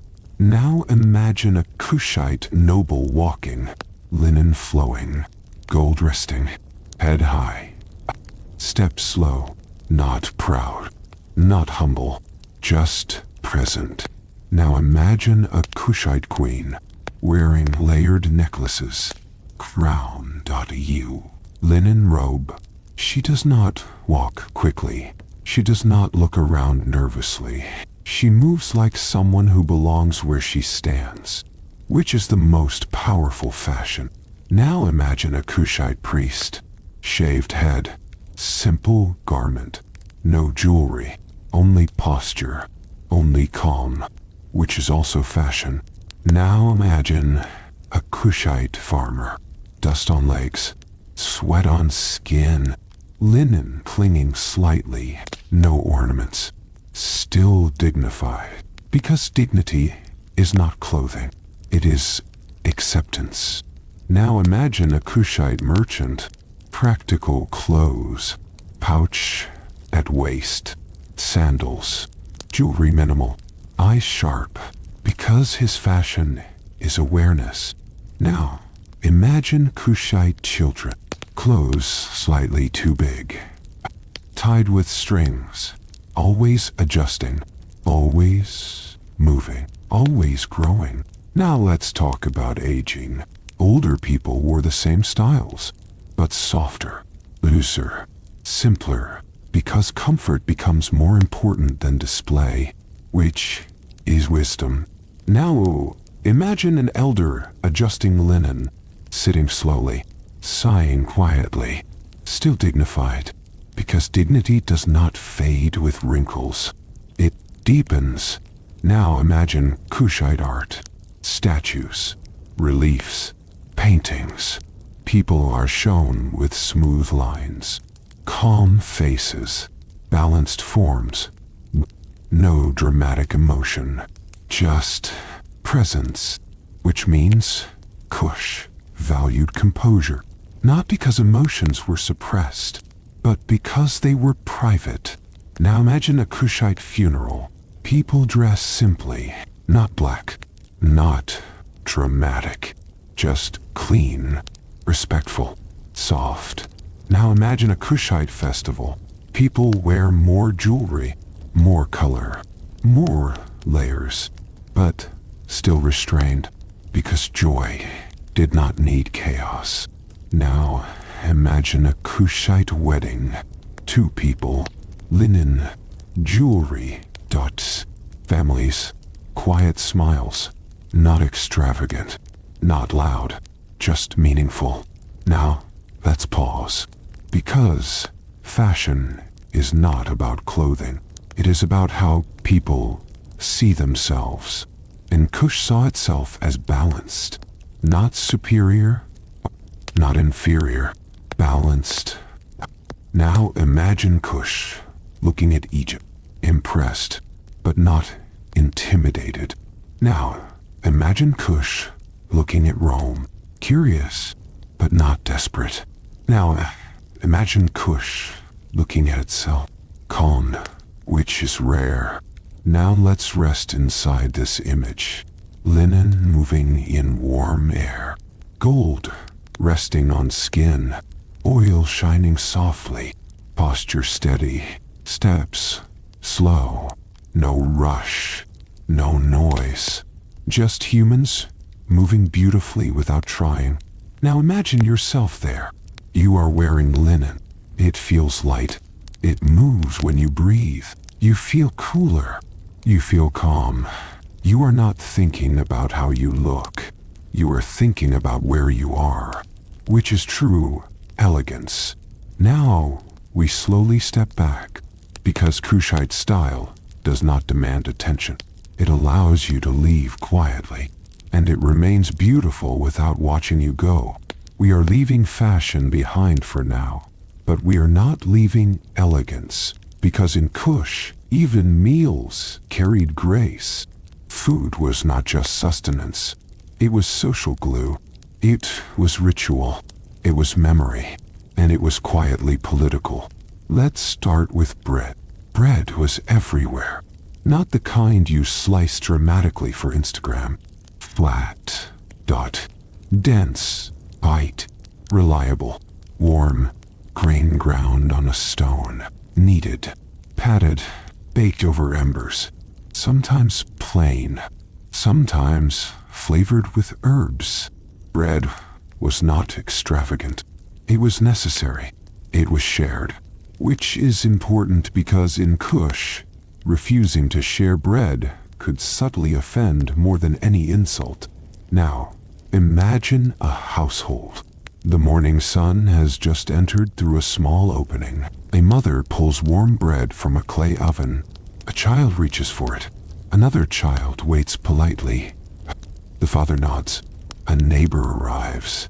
He is offered bread. No one makes a fuss. Everyone acknowledges the social contract. Everyone feels included. Bread was also symbolic, because it came from the land, from the river, from the patient work of humans who respected routine. To eat bread was to participate in continuity, which is surprisingly satisfying. Now beer. Yes, beer, but not the kind that leads to loud arguments. Weak, slightly sour and nourishing beer, made from fermented grain, often consumed at meals, never abused. It lubricated conversation, softened social friction, and occasionally helped the elderly enjoy a warm smile. Beer was part of celebrations, not a celebration in itself. It accompanied food, it accompanied ritual, it accompanied calm. Because Kush understood that drunkenness is exciting, but civilization prefers moderation. Now, meals were shared. Family first, neighbors second. Travelers occasionally. Dish sizes varied. Food was passed. Portions were generous enough to show respect, not so generous that it undermined survival. Now, let's walk through the preparation. Grain was milled on stones, flour sifted, stews stirred for hours over embers, vegetables chopped carefully, fish smoked or dried. Everything was slow, deliberate, respectful of ingredients. Spices were used sparingly, not because they were expensive, though they sometimes were, but because flavor was subtle. Kush preferred nuance, not spectacle, not firework taste explosions, just comfort, just warmth, just edible poetry. Now, meals were also social moments. They reinforced hierarchy gently. The eldest, or the head of the household, sat in the center. Children and servants around. Guests treated with politeness. No loud arguments. No dramatic seating battles. Because decorum was stronger than ego, now let's imagine a festival. The harvest has been good. Families gather. Bread abundant. Beer brewed. Music faint. Conversation mild. Everyone shares. Everyone eats. Everyone nods. The emotional power of this cannot be overstated. Because a warm bowl of stew could unite a household, could make tensions fade, could soothe minor conflicts. Food was diplomacy. Food was ceremony. Food was everyday magic. Now imagine a traveler arriving at a Kushite village. He has walked dusty roads. He's tired. He is nervous about politeness. He is offered a bowl of stew. He accepts. He tastes. He feels welcomed. Without fanfare. Without a sermon. Just a meal. And that is trust. That is civilization. Children learned early. Table manners were gentle. Not rigid. Not violent. They observed adults passing bowls. Not taking more than their share. Not taking less than expected. The art of subtle negotiation through eating. Now, bread and beer also reinforced religion. Offerings were made at temples, loaves placed carefully. Beer poured slowly. Prayers whispered, not flamboyantly, not aggressively. Just patient devotion, not our. Evening meals mirrored the same calm. Families gathered. Hearths glowed softly. Stories were told between bites. Silence was respected between bites, which is underrated in modern times. Now, the emotional politics. 'Cause sharing food was not just etiquette. It was trust. It was acknowledgement. It was social capital. Refusing food could offend. Overindulging could embarrass. Proper balance was subtly enforced by social norms. And Kushites were quietly brilliant at this. It kept communities cohesive. It kept families connected. It ensured continuity of life without coercion. Now, imagine, centuries later, someone unearthing clay jars. Inside, remnants of bread, residue of beer, fragments of utensils. And through these small traces, we can feel the pulse of ordinary life. Not kings, not pyramids, not wars, but calm mornings, slow meals, and patient sharing. And through all of this, Kush endures. So we gently close our eyes for a moment. Imagine warm bread. Imagine faintly sour beer. Imagine hands passing bowls. Imagine smiles, polite nods, and quiet conversation. We are leaving the kitchen now, though not entirely, because the smell of incense often mingled with the smell of bread, but we are stepping into a quieter, more spiritual space. Kushite religion was not loud. It was patient. It was woven into daily life, not imposed on it. There were gods, yes, many of them, but you did not need to shout to honor them. Let's begin with the obvious, the connection to Egypt. Kushite gods often resembled Egyptian gods, Horus, Isis, Amun-Dorta, but Kushites made them their own. They adjusted rituals. They emphasized different attributes. They personalized divinity. Because it's easier to respect a god that knows your name, quietly. Now, temples. Kushite temples were functional first, symbolic second. Thick mud brick walls, small inner chambers, open air courtyards, not intended to awe foreigners, intended to serve the gods and the people who came to them. Priests were central, not bureaucratic, not political, just careful. They learned rituals. They memorized prayers. They observed stars. They timed offerings. They did not seek attention. Their presence was felt in soft gestures, lighting incense, pouring libations, arranging offerings.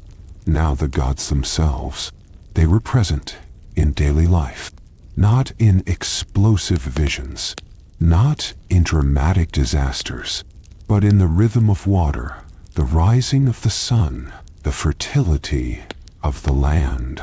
Animals could be sacred, crocodiles, baboons, even the occasional bull. Respect for life often manifested in slow movements, careful interactions, and rituals that acknowledged presence without overreaction. Now imagine a morning in a Kushite temple. A priest arrives. He lights incense. He arranges small loaves. He pours beer into a shallow dish.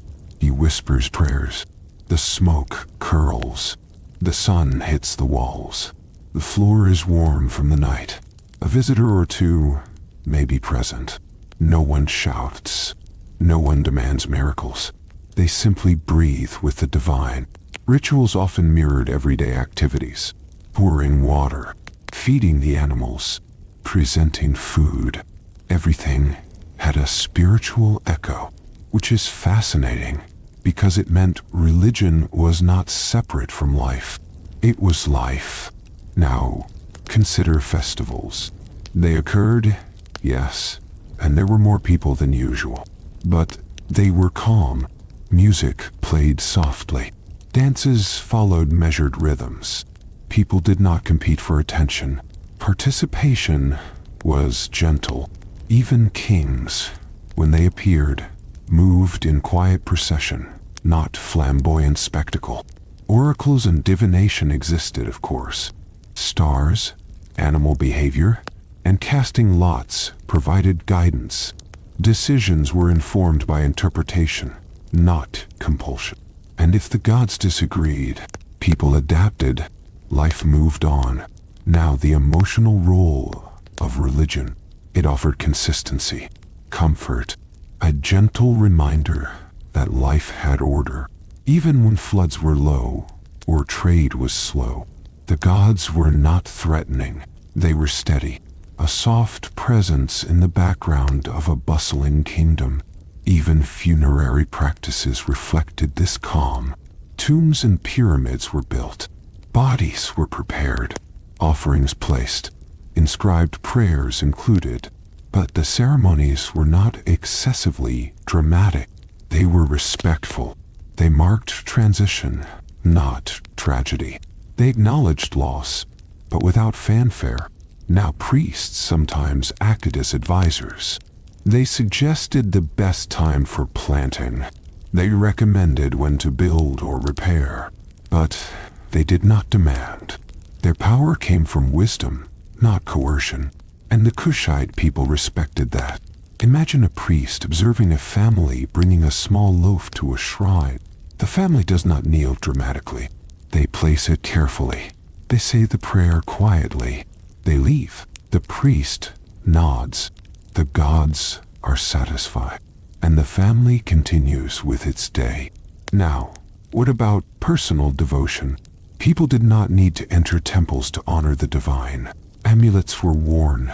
Small shrines existed in homes. Even children knew a few prayers. A subtle touch, a whispered word, a daily acknowledgement. Religion lived quietly alongside work, meals, and family. Now, consider the Nile itself. It was divine in Kushite eyes. It was consistent, reliable. It rose and fell, fed crops, shaped lives. The river itself was an ever-present reminder of the divine order. Worshipping the Nile was part of living, not something separate. And here's something important. Kushite spirituality did not rely on fear. There were no threatening gods demanding obedience, no public punishments. No exaggerated horrors. Just attention, care, continuity, which is a rare approach in the ancient world. Now imagine walking through a Kushite village. You hear soft prayers, smell incense, see offerings on thresholds. Notice the care with which people interact with sacred objects. No drama, just rhythm, presence, life acknowledged without fanfare. And through all of this, the divine was integrated into daily existence, not separate, not distant, patient companion. A reminder that calm, methodical attention could outlast empires, floods, and trade disruptions. So we gently pause here, inhale, exhale, and let the quiet presence of Kushite gods linger in our minds. We are now stepping into the softest of realms, childhood.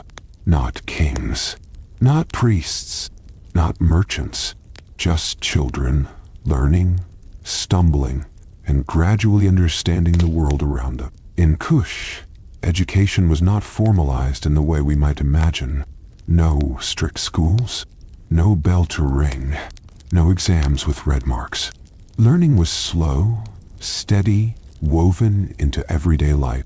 Observation, imitation, and gentle guidance formed the core of knowledge.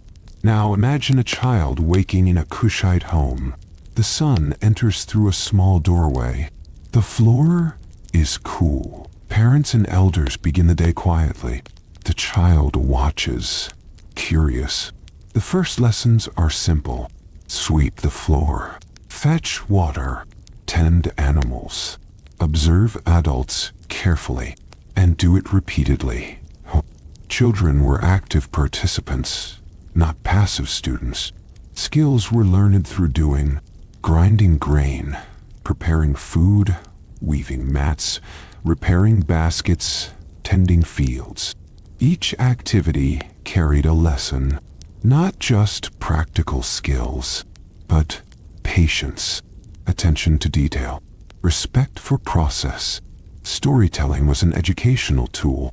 Elders shared tales, not just myths, but moral narratives, observations about human behavior, and accounts of past rulers. Stories were repeated, not dramatized. Children learned patterns, consequences, and subtle social norms. Mistakes in the story were as instructive as successes. Children absorbed wisdom gently, like soft water soaking through clay. Now, imagine a group of children outside. They play with sticks. They pretend. They learn negotiation and cooperation through games.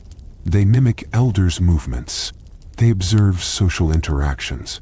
No teacher says, "Do it this way." Instead, observation and gentle correction guide behavior. Writing and literacy existed, of course, but it was reserved mostly for priests, scribes, and royalty. Not every child learned to write. Instead, they memorized, recited, watched. Understanding came from repetition and participation. Letters and symbols were learned slowly. Knowledge was accumulated quietly over years. Apprenticeships were common. A young person might work under a skilled potter, metalworker, or weaver. The master did not rush the student. Mistakes were corrected gently. Successes were noted without fanfare. The focus was on mastery over time, not immediate recognition. Social skills were embedded into everyday life.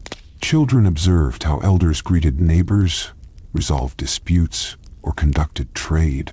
Politeness, patience, and respect were not lectured about.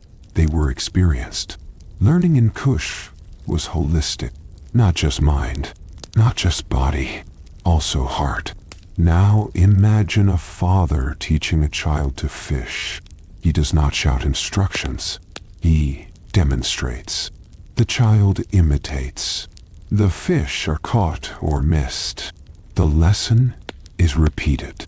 And by evening, the child has absorbed more than a single technique. They have absorbed attention, timing, and patience. Religious instruction happened similarly. Prayers, rituals, and offerings were introduced gradually. Children watched priests and elders. They learned the proper care for offerings. They understood the timing and meaning behind rituals. They absorbed spirituality as a rhythm, not a chore. Artistic skills were also passed down. Carving, beadwork, pottery decoration, and painting involved hands-on training. Mistakes were tolerated. Mastery came slowly. Beauty was appreciated in practice, not just result. Now imagine a Kushite adolescent learning the social dance of adulthood, observation of elder interactions, shadowing family negotiations, occasional gentle guidance from parents. Through this, children learned hierarchy, diplomacy, and negotiation, not formally, not academically, but organically. Play was a central part of learning. Roughhousing in moderation taught strength and boundaries. Games with peers taught fairness and strategy. Imaginative play taught problem-solving and storytelling. Even conflict resolution was gently taught during disputes over toys or territory. Now, imagine a quiet evening. Children recite lessons softly. Parents hum as they work. Fire crackles. The house is calm. No one is rushed. No one is pressured. Learning flows with life. By adolescence, skills are solidifying. A young person can grind grain, cook meals, weave cloth, and navigate social interactions. They understand the rhythms of the Nile, the seasons, and the calendar. They know which rituals to perform.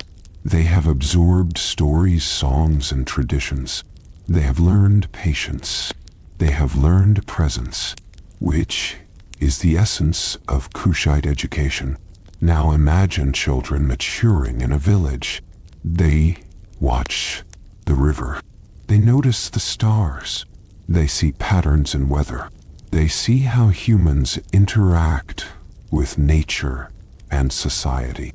Knowledge is practical, subtle, and relational. It is not a list of facts. It is lived experience. Even leadership was taught quietly. A potential future leader would observe elders, participate in ceremonies, assist in household or village organization, learn negotiation and diplomacy without formal lectures. Power was understood as calm stewardship, not display.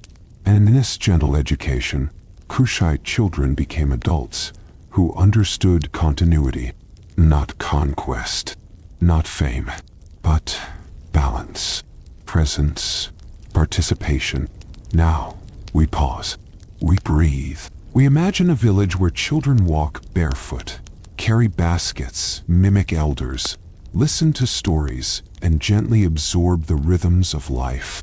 Where every lesson is practical, every failure instructive, every success modestly celebrated. And as we leave this place, we carry the quiet truth of Kushite childhood. That learning does not need urgency. That wisdom grows slowly. That patience is more enduring than memorized facts. We are now leaving formal education behind and stepping into moments that are lighter, softer, though no less important. Life in Kush was not all work, ritual, and survival. There were quiet joys, small pleasures, subtle celebrations of being alive. Let's start with music. Music in Kush was understated. Not orchestras or bombastic performances. Small instruments, simple rhythms, gentle sounds, drums, rattles, flutes, harp-like lyres. Imagine someone sitting in the courtyard. A simple drum rests between knees. Hands move slowly. The rhythm is steady, not loud, not complicated, just pulse. Others join in. Flutes whisper melodies. A lyre hums.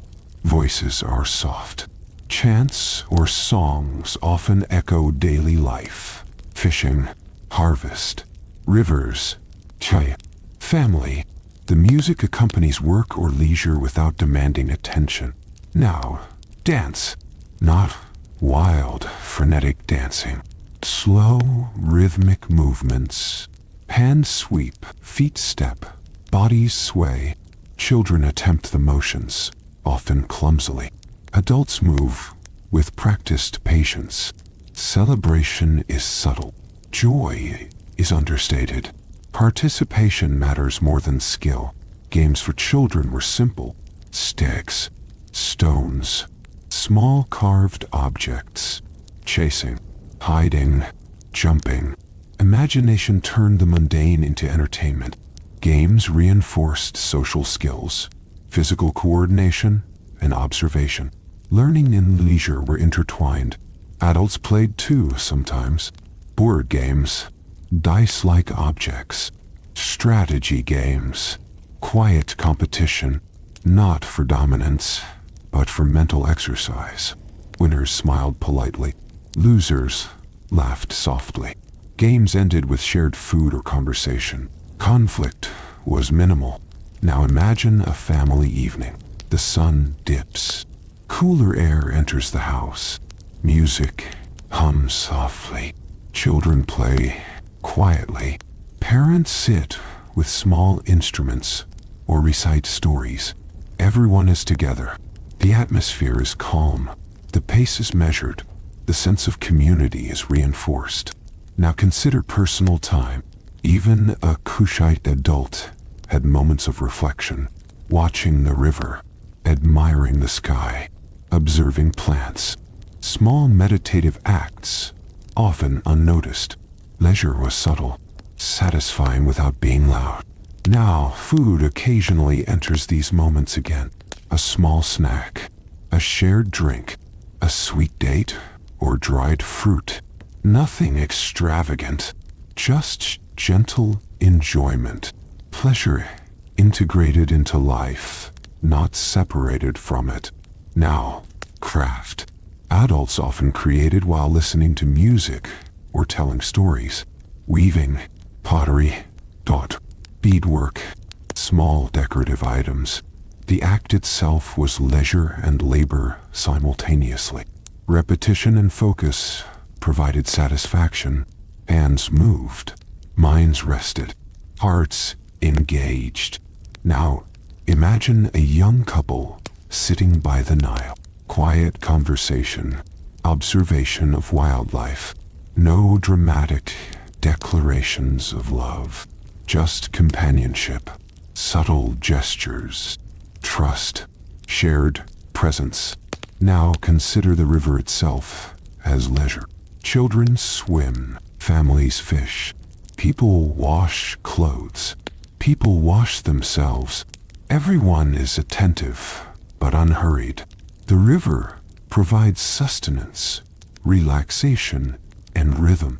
Life flows gently alongside the Nile, literally and figuratively. Even religious moments had leisure. Soft chanting, slow procession. Music accompanies rituals. No urgency, no dramatics, just steady, meaningful action. The sacred and the mundane coexist seamlessly. Now seasonal festivals brought slightly more energy. Celebrations after harvest. Communal gatherings. Music louder. Dancing more coordinated. Stories told in groups. But even these occasions remained calm by modern standards. Kushite did not chase excitement.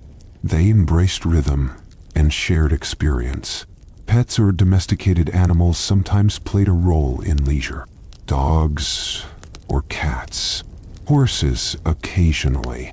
Observing them, engaging with them, teaching children responsibility and empathy. Now let's imagine sunset. Everyone retreats to their homes. Music softens. Children are fed. Families share small meals. Stories are whispered. Candles or small embers flicker. The air cools. Time slows. Quiet joy is everywhere in Kush. Not spectacular. Not recorded in monuments. Not dramatic enough for most histories. But present. Persistent. Enduring. Now imagine an archaeologist centuries later uncovering clay whistles, small lyres, or board game pieces. They see remnants of quiet delight. They reconstruct music and leisure in their minds. And in doing so, they glimpse the soul of everyday life. Now we pause here. Take a deep breath. Imagine music drifting softly across a village. Children laughing quietly. Families gathered without pressure. The Nile moving steadily. The sun dipping toward the horizon.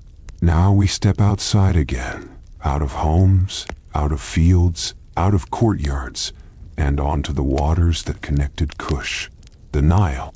Travel in Kush was often slow, intentional, measured. Not dramatic chases or imperial marches. Just boats cutting softly through water.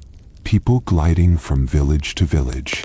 Goods exchanged. News passed quietly. Kushite boats were simple but effective.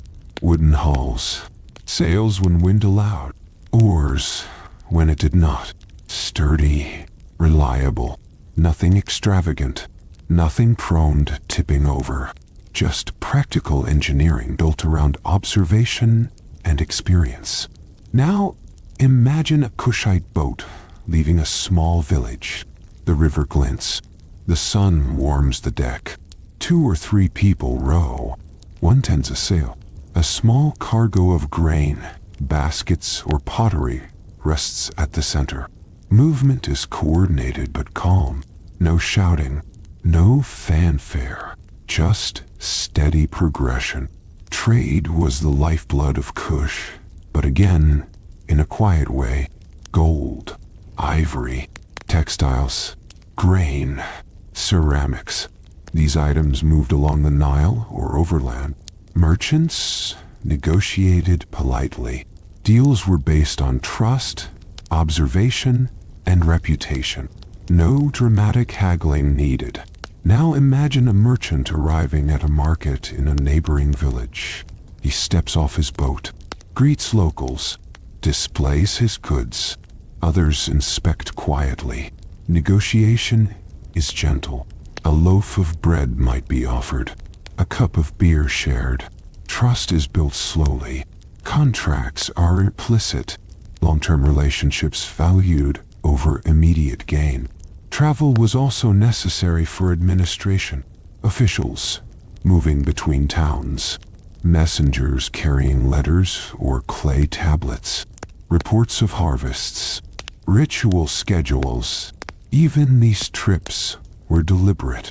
Pacing mattered. Overextension was inefficient. Overland trade relied on donkeys, camels, or simple human porters. Paths were established. Rest stops familiar. Villages spaced for convenience and comfort. Communication between villages flowed with patience.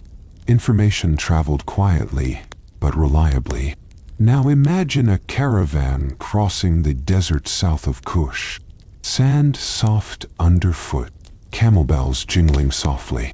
People exchange stories. Rations carefully measured. Every movement deliberate. No rush. No chaos. The desert enforces patience. Seasonal trade cycles existed. Goods moved according to the river and climate. Certain fruits or vegetables available at particular times. Merchants plan months ahead. Community expectations managed carefully. Everyone knows their place in their schedule. Letters and written communication supplemented travel. Clay tablets, inscriptions, or small notes passed messages.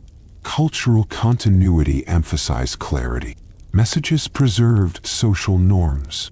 No need for dramatization. Trust ensured their arrival. Now consider diplomacy. Kushite rulers corresponded with neighbors. Letters exchanged with Egypt. Officials met across borders. Negotiation was gentle. Authority respected, but coercion was rare. Steady communication maintained peace. Imagine a traveler resting along the Nile, drinks water, adjusts a bundle of goods, observes local children playing, shares a meal with neighbors, then continues. Every movement measured, efficient, and social. Even emergencies were handled quietly. Floods, droughts, or minor conflicts required coordination, but panic was avoided. Plans adjusted. Communities cooperated. The river remained the central organizing principle. Now boats also transported ideas, stories, religious practices, innovations in tools or agriculture. Information flowed with the current, gently, persistently, enabling cultural cohesion across miles.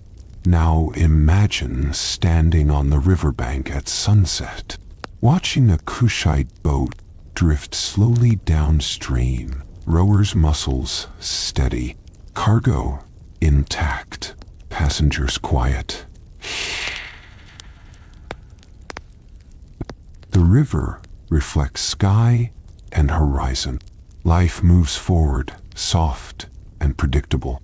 Trade, travel, and communication in Kush were not glamorous, not exciting, not recorded on monumental inscriptions, but they sustained society, kept villages connected, maintained rhythm, routine, and reliability, which, in the long term, is more impressive than conquest.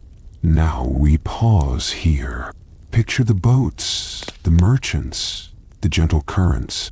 Imagine the Nile as a calm, persistent lifeline, carrying goods, stories, and people through centuries. Nothing rushed, nothing dramatic, everything continuous. We are now stepping into the realm of objects, the things people made, touched, and left behind.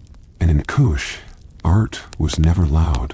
It was deliberate, quietly meaningful, a reflection of life, rather than a dramatic declaration. Let's start with sculpture. Kushite statues often depict humans, animals, or deities. Figures stand straight, balanced, not exaggerated, not aggressive. Faces calm, bodies poised. Even kings, when sculpted, appear steady rather than domineering. Now imagine a craftsman chiseling a figure, hands deliberate, stone cool beneath fingertips. No rush, every line considered, small errors corrected, patience embedded in the work itself. Materials varied: stone, granite, sandstone, occasionally wood, bronze or copper for smaller figurines, all carefully chosen for durability and subtle effect. Animals were frequent subjects: cattle, baboons, crocodiles, daki, often stylized, sometimes naturalistic, not for intimidation, not for spectacle, just presence, a reflection of the world as Kushites observed it. Reliefs were equally understated, scenes of daily life, ritual, and agriculture. Humans working, playing, tending animals. Scenes are simple, flowing. Movement is suggested, not dramatized. Expression is soft. Eyes large, but calm. Hands active, but gentle. Now symbols, amulets, charms, and small carvings carried subtle meanings. Protection, fertility, prosperity. They were worn, displayed, or buried with care, not ostentatious.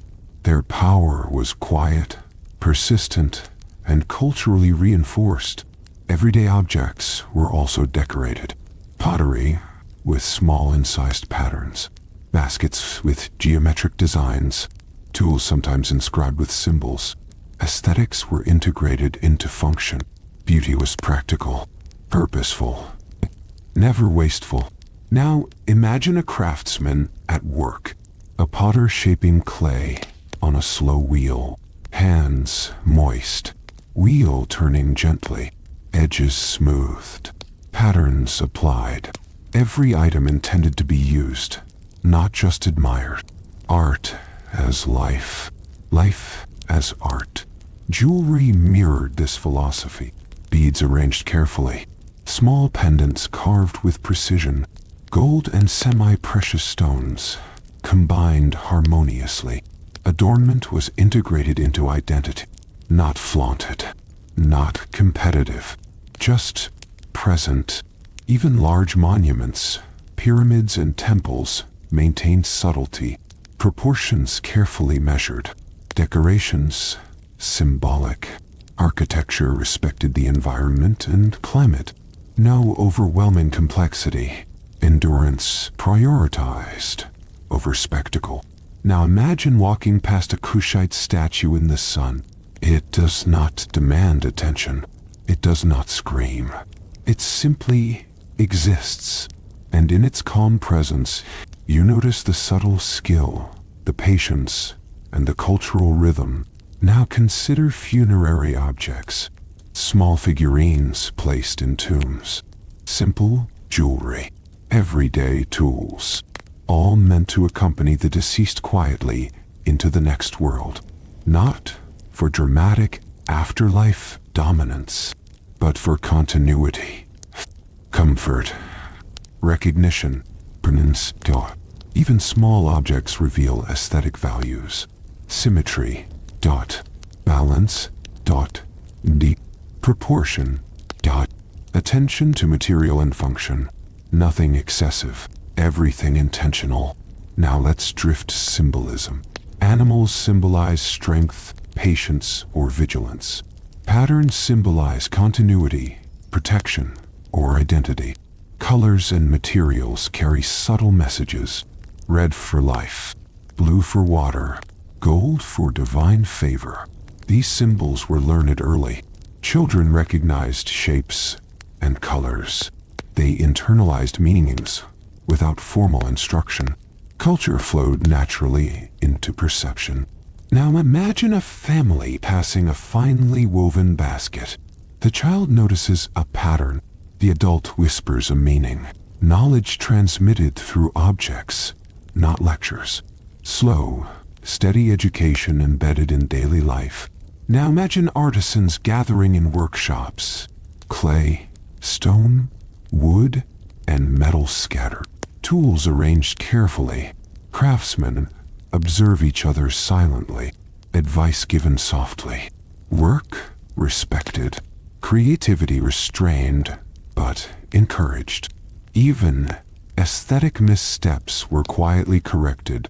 No shame, just subtle guidance. Perfection was a goal approached patiently, not demanded instantly. Now imagine artifacts centuries later. A small statue, a pot with incised lines, a beadwork bracelet. Archaeologists try to reconstruct context. They glimpse life without noise. They see patience, rhythm, and continuity. And through these quiet objects, Kush speaks softly across millennia. Now we pause. Breathe in the calm of careful craftsmanship. Notice patience in proportion, balance in function, subtlety in symbolism, art in everyday life. We are now stepping into the quietest of spaces, death and remembrance. But don't worry, this isn't dramatic or horrifying. In Kush, death was handled with patience, respect, and subtle ritual. Life ends, but life's rhythm continues. Let's start with tombs. Kushite tombs were often small pyramids or chambered structures, not enormous monuments meant to awe generations, more like careful containers for memory and presence. Stone and mud brick, designed to last. Not flashy, just enduring. Now, imagine approaching a tomb. The air is still. The structure stands solid, but unpretentious. A small offering is placed nearby. Bread, beer, or a personal object. No loud mourning. No wailing chorus. Just calm acknowledgement. Inside the tomb, the body is prepared carefully, wrapped, sometimes adorned with simple jewelry or small amulets. Not excessive, not garish. The goal is respect and continuity, not spectacle. Funerary goods reflect the quiet rhythm of Kushite life. Pottery, tools, personal items the deceased use daily. Not treasures to impress the living. Objects meant to accompany the individual gently into the afterlife. Priests might oversee rituals. Incense burned, prayers whispered, offerings arranged. The procedure is deliberate. Steps repeated, calm maintained. Families participated quietly. Children learned the process naturally, observing respect, patience, and procedure without dramatic displays. Death was a lesson in continuity, not chaos. Now let's consider pyramids and burial chambers for royalty. Yes, kings and queens received larger structures, but even these retained Kushite subtlety. Proportions balanced. Art and inscriptions meaningful, but not overwhelming. Even the grandeur is measured. Emphasis on stability, order, and remembrance. The choice of burial items was also thoughtful. Items were symbolic, rather than ostentatious. A small statue of a god, a bead necklace, a vessel of grain or beer, all to ensure the deceased had continuity and comfort. Now imagine a funeral procession. Slow walk to the tomb, hands carrying small offerings, voices low, respectful, music minimal, rhythmic. Participation is about presence, not performance. Even after burial, rituals continued quietly. Families might leave offerings periodically, prayers whispered at dawn or dusk. The tomb becomes part of the daily life of the living, connecting them subtly to the deceased. Children learn from this without needing formal explanation. They see respect, patience, and careful attention. Death is not frightening. It is part of the natural rhythm of existence. Now consider tomb inscriptions. Names, roles, died, achievements. Not exaggerated tales of conquest or divine power. Simple acknowledgement of presence and contribution, enduring but understated. Even the orientation of tombs and pyramids followed natural order. Sun, stars, river, all carefully considered. Symbolism intertwined with practicality. Nothing arbitrary, nothing loud. Now imagine visiting a Kushite necropolis. Rows of small pyramids, walls thick and sun-warmed, air still. Embers from offerings softly glowing, presence of those who came before acknowledged, not sensationalized. Even the deceased were integrated into the continuing rhythm of life. Families remembered them softly, respectfully.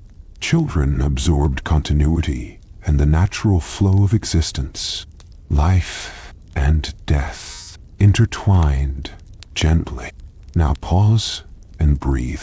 Imagine the patient passage of souls, the quiet dignity of tombs, the subtle reverence for ancestors, the enduring presence of those who lived, loved, and worked. Now we step into the fields, where the real rhythm of Kushite life unfolded, not in palaces or temples, but in the steady, patient work of tending the land. Because without crops, everything else, rituals, trade, art, would be just theory.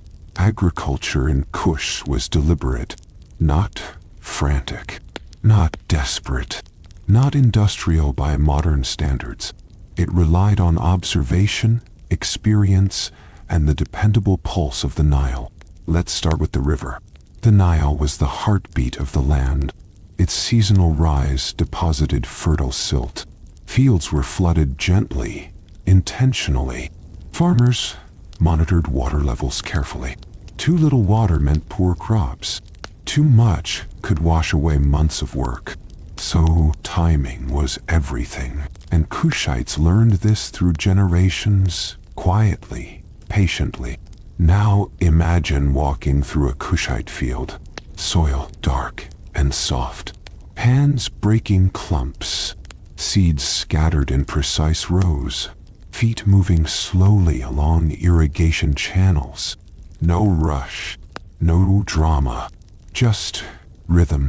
The same rhythm repeated year after year, season after season. Crops included grains, vegetables, and legumes. Emmer wheat, barley, flax, vegetables like onions, garlic, and lettuce. Legumes added protein, lentils, beans. Farmers understood soil rotation, planting cycles, and companion planting long before formal science existed. Irrigation was subtle, but ingenious. Canals diverted water gently. Floodplains managed carefully.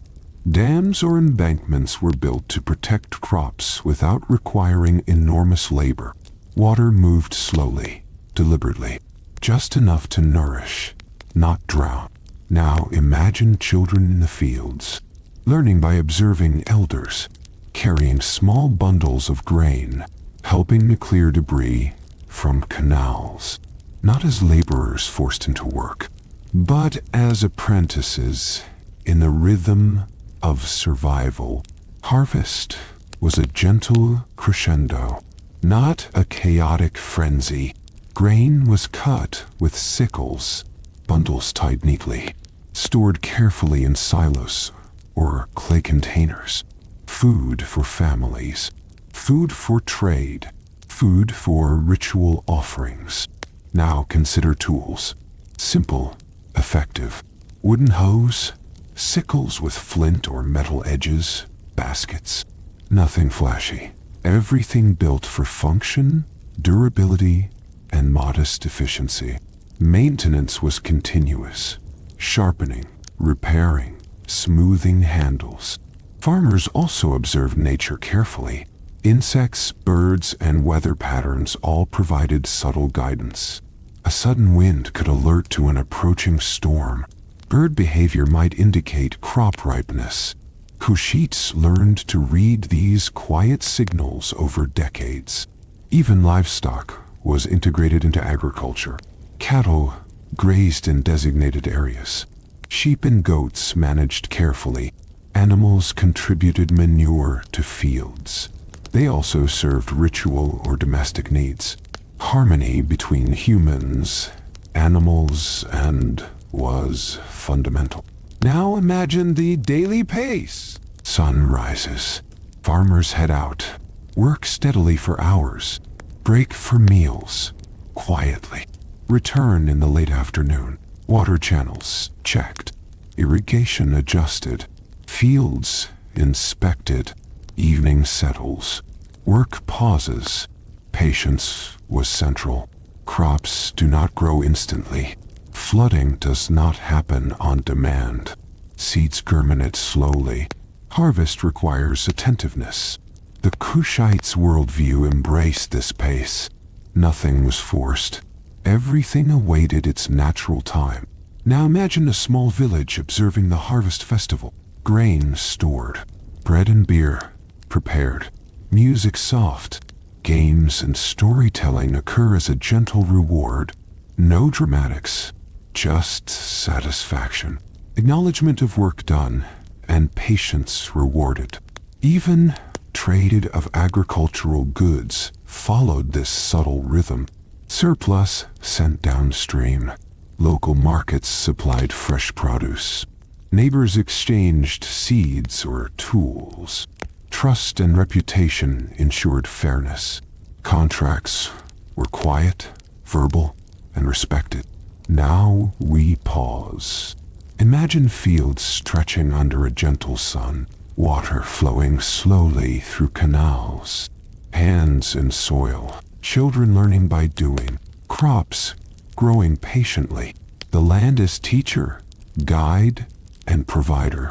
We are now turning our attention to health, wellness, and the quiet ways Kushites cared for bodies and minds. No dramatic surgeries, no heroic, life-saving interventions, just careful observation, herbs, and patience. Medicine in Kush was practical, focused on continuity of life rather than spectacle. Illness was treated with a combination of natural remedies, spiritual attention, and gentle care. Let's start with herbs.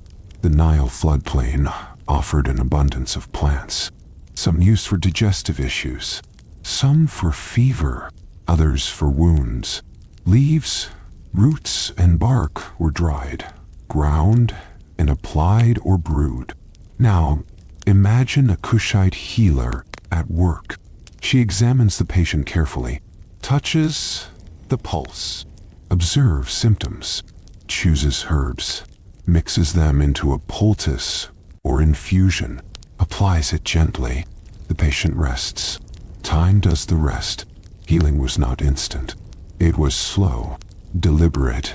Observation continued. Adjustments made according to subtle changes. The healer's role was as much patience as skill. Now spiritual aspects were integrated. A minor illness might involve prayers, charms, or small offerings, not because medicine failed, but because harmony with the divine and the natural world was considered part of wellness. Mind, body, and spirit connected. Small injuries, cuts, bruises, minor burns were treated methodically. Honey, clay, or herbal paste supplied. Wounds wrapped with linen strips. No dramatics, no excessive rituals, just effective care. Midwives and elders guided childbirth. They provided physical assistance, reassurance, and advice. Birthing was treated as a natural process, observed quietly and patiently. Children were introduced gently to life. Parents and community watched, taught, and supported. Mental health was addressed through observation and rhythm. People recognized stress, grief, or sadness. Support came from family, community, and spiritual practice. Storytelling, music, and shared meals helped restore balance. Healing was not just about the body, it was holistic. Now, consider diet. Nutrition was preventive medicine. Grains, legumes, vegetables, and occasional fish ensured strength. Food was balanced and consistent. Subtle, daily care prevented many illnesses before they started. Even hygiene was part of health. Regular bathing in the Nile or with water from canals. Cleaning clothes, keeping living spaces orderly. Attention to small details helped sustain well-being. Now imagine a village elder observing a patient over weeks, adjusting herbs, checking diet, guiding prayers, all in a slow rhythm, ensuring recovery without rushing. This patient, this family, this healer, everyone participates gently in wellness. Surgery existed, rarely, and was minor. Incisions for abscesses or small injuries. Always cautious, always measured. No dramatic amputations or flamboyant cauterizations. Now consider apprentices learning medicine. Children shadow elders. Observe herb preparation. Watch how wounds are treated. Listen to guidance. Absorb knowledge gradually. No exams. No urgency. just learning by seeing, doing, and repeating. Now pause. Imagine a quiet room, patient resting on a mat, herbal infusions steaming, elder watching, family nearby. The rhythm of life and care, uninterrupted. Healing is embedded in daily presence, not spectacle. This patience, observation, and gentle attention defined Kushite medicine. It was a soft infrastructure of care that kept families healthy, societies stable, and communities resilient. Now we step into the soft world of stories, myths, and oral tradition. Not epic sagas meant to terrify or thrill, but narratives that gently pass knowledge, values, and culture from one generation to the next. In Kush, storytelling was everyday life, not confined to formal occasions. Stories were told at dusk, while weaving baskets, preparing food, or sitting by the Nile. The rhythm was calm, the pace unhurried, the tone measured. Now, imagine a family gathered in the courtyard, children sitting cross-legged, elders leaning on wooden stools. The sun dips low, the fire glows softly. A story begins. Some stories were myths, explaining the sun, the river, or the origins of certain animals. Not terrifying or violent, just causal, thoughtful, and full of gentle moral reflection. Other stories were historical, accounts of kings and queens, not embellished for drama. Subtle notes of triumph, patience, or folly. The point was often instructional rather than sensational. Animal tales were popular. Clever birds, patient crocodiles, industrious ants.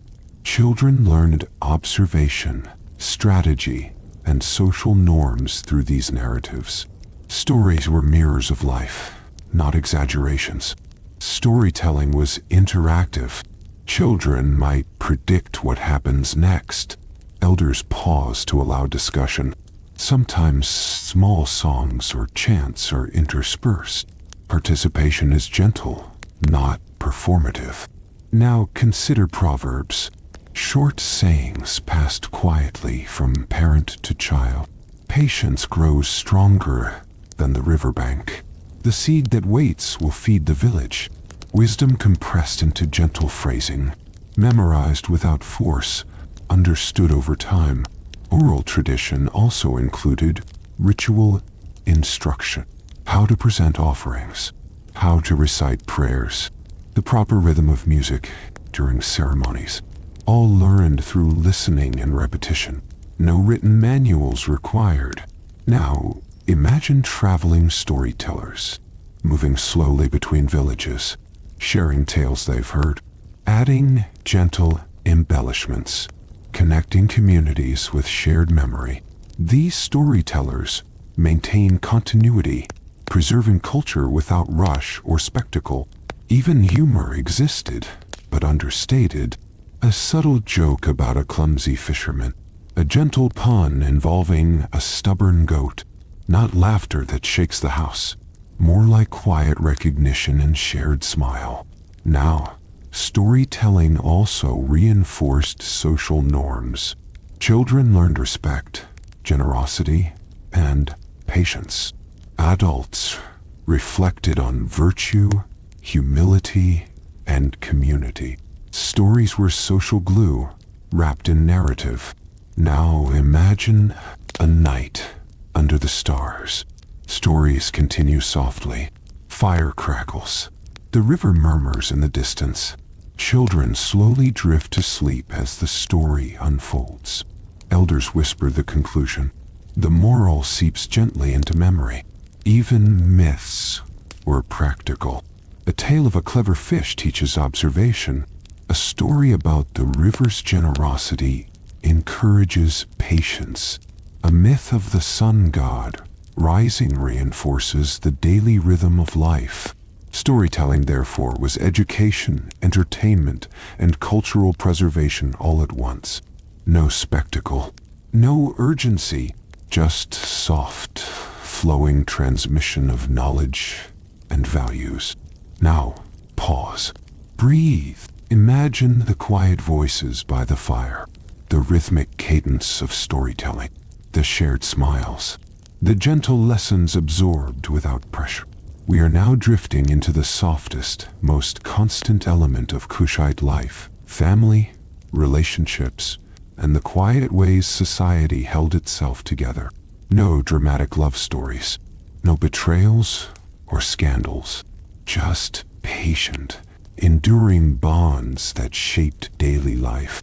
Family was central in Kush, not as a rigid hierarchy to control, but as a network of care. Parents guided children gently. Elders advised adults. Siblings learned cooperation through everyday interaction. Respect and attention were the glue that held households together. Marriage was not flashy. It was practical. Mutual care and continuity were emphasized over romance or ceremony. Couples shared duties. They worked the fields, prepared meals, and raised children together. Life was cooperative, quiet, and steady. Dowries existed, sometimes in the form of grain, livestock, or tools. But the exchange was not showy. It was practical, symbolic, yes, but modest. The focus was on forming a stable household, not impressing neighbors. Extended family was important. Grandparents, uncles, aunts, all contributed to child rearing, education, and guidance. Knowledge, skills, and values passed gently from one generation to the next. Children learned by watching, doing, and absorbing the rhythm of life. Community reinforced these bonds. Villages were interconnected. Neighbors shared labor, advice, and resources. Disputes were resolved calmly. Trust and reputation mattered more than loud argument or dominance. Now imagine a typical day in a Kushite household. Morning sun enters the home. Parents prepare food.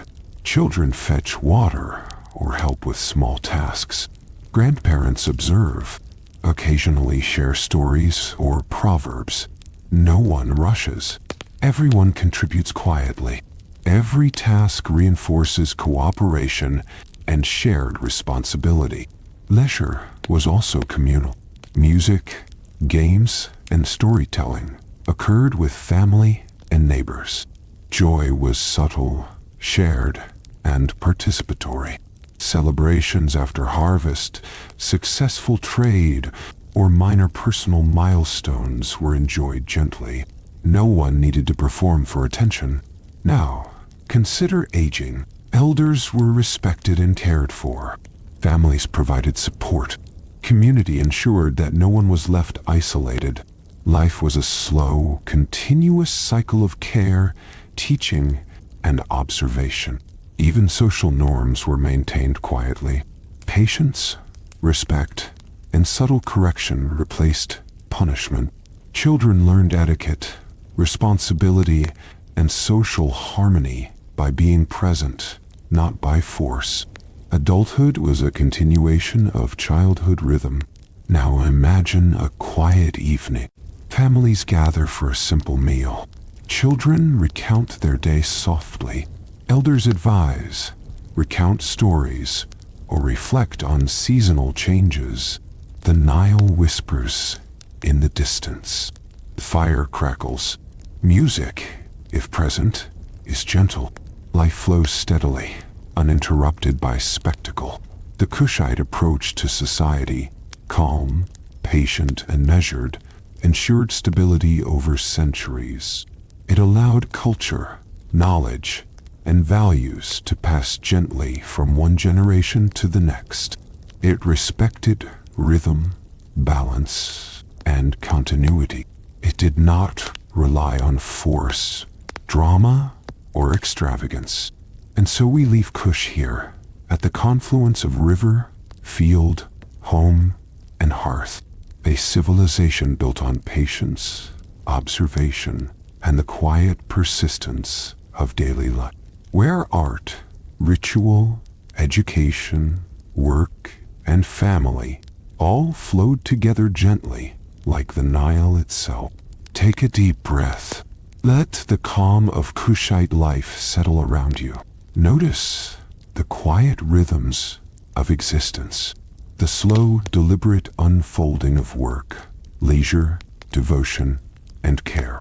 And let yourself drift as Kush drifted through time, soft, steady, enduring. Thank you for staying with me on this slow journey. The Kingdom of Kush may not dominate history books with spectacle, but its quiet, persistent life left a mark just as enduring and infinitely gentler than any empire built on drama. Good night. Or, if you are already asleep, let these gentle rhythms of Kush carry you further into your dreams.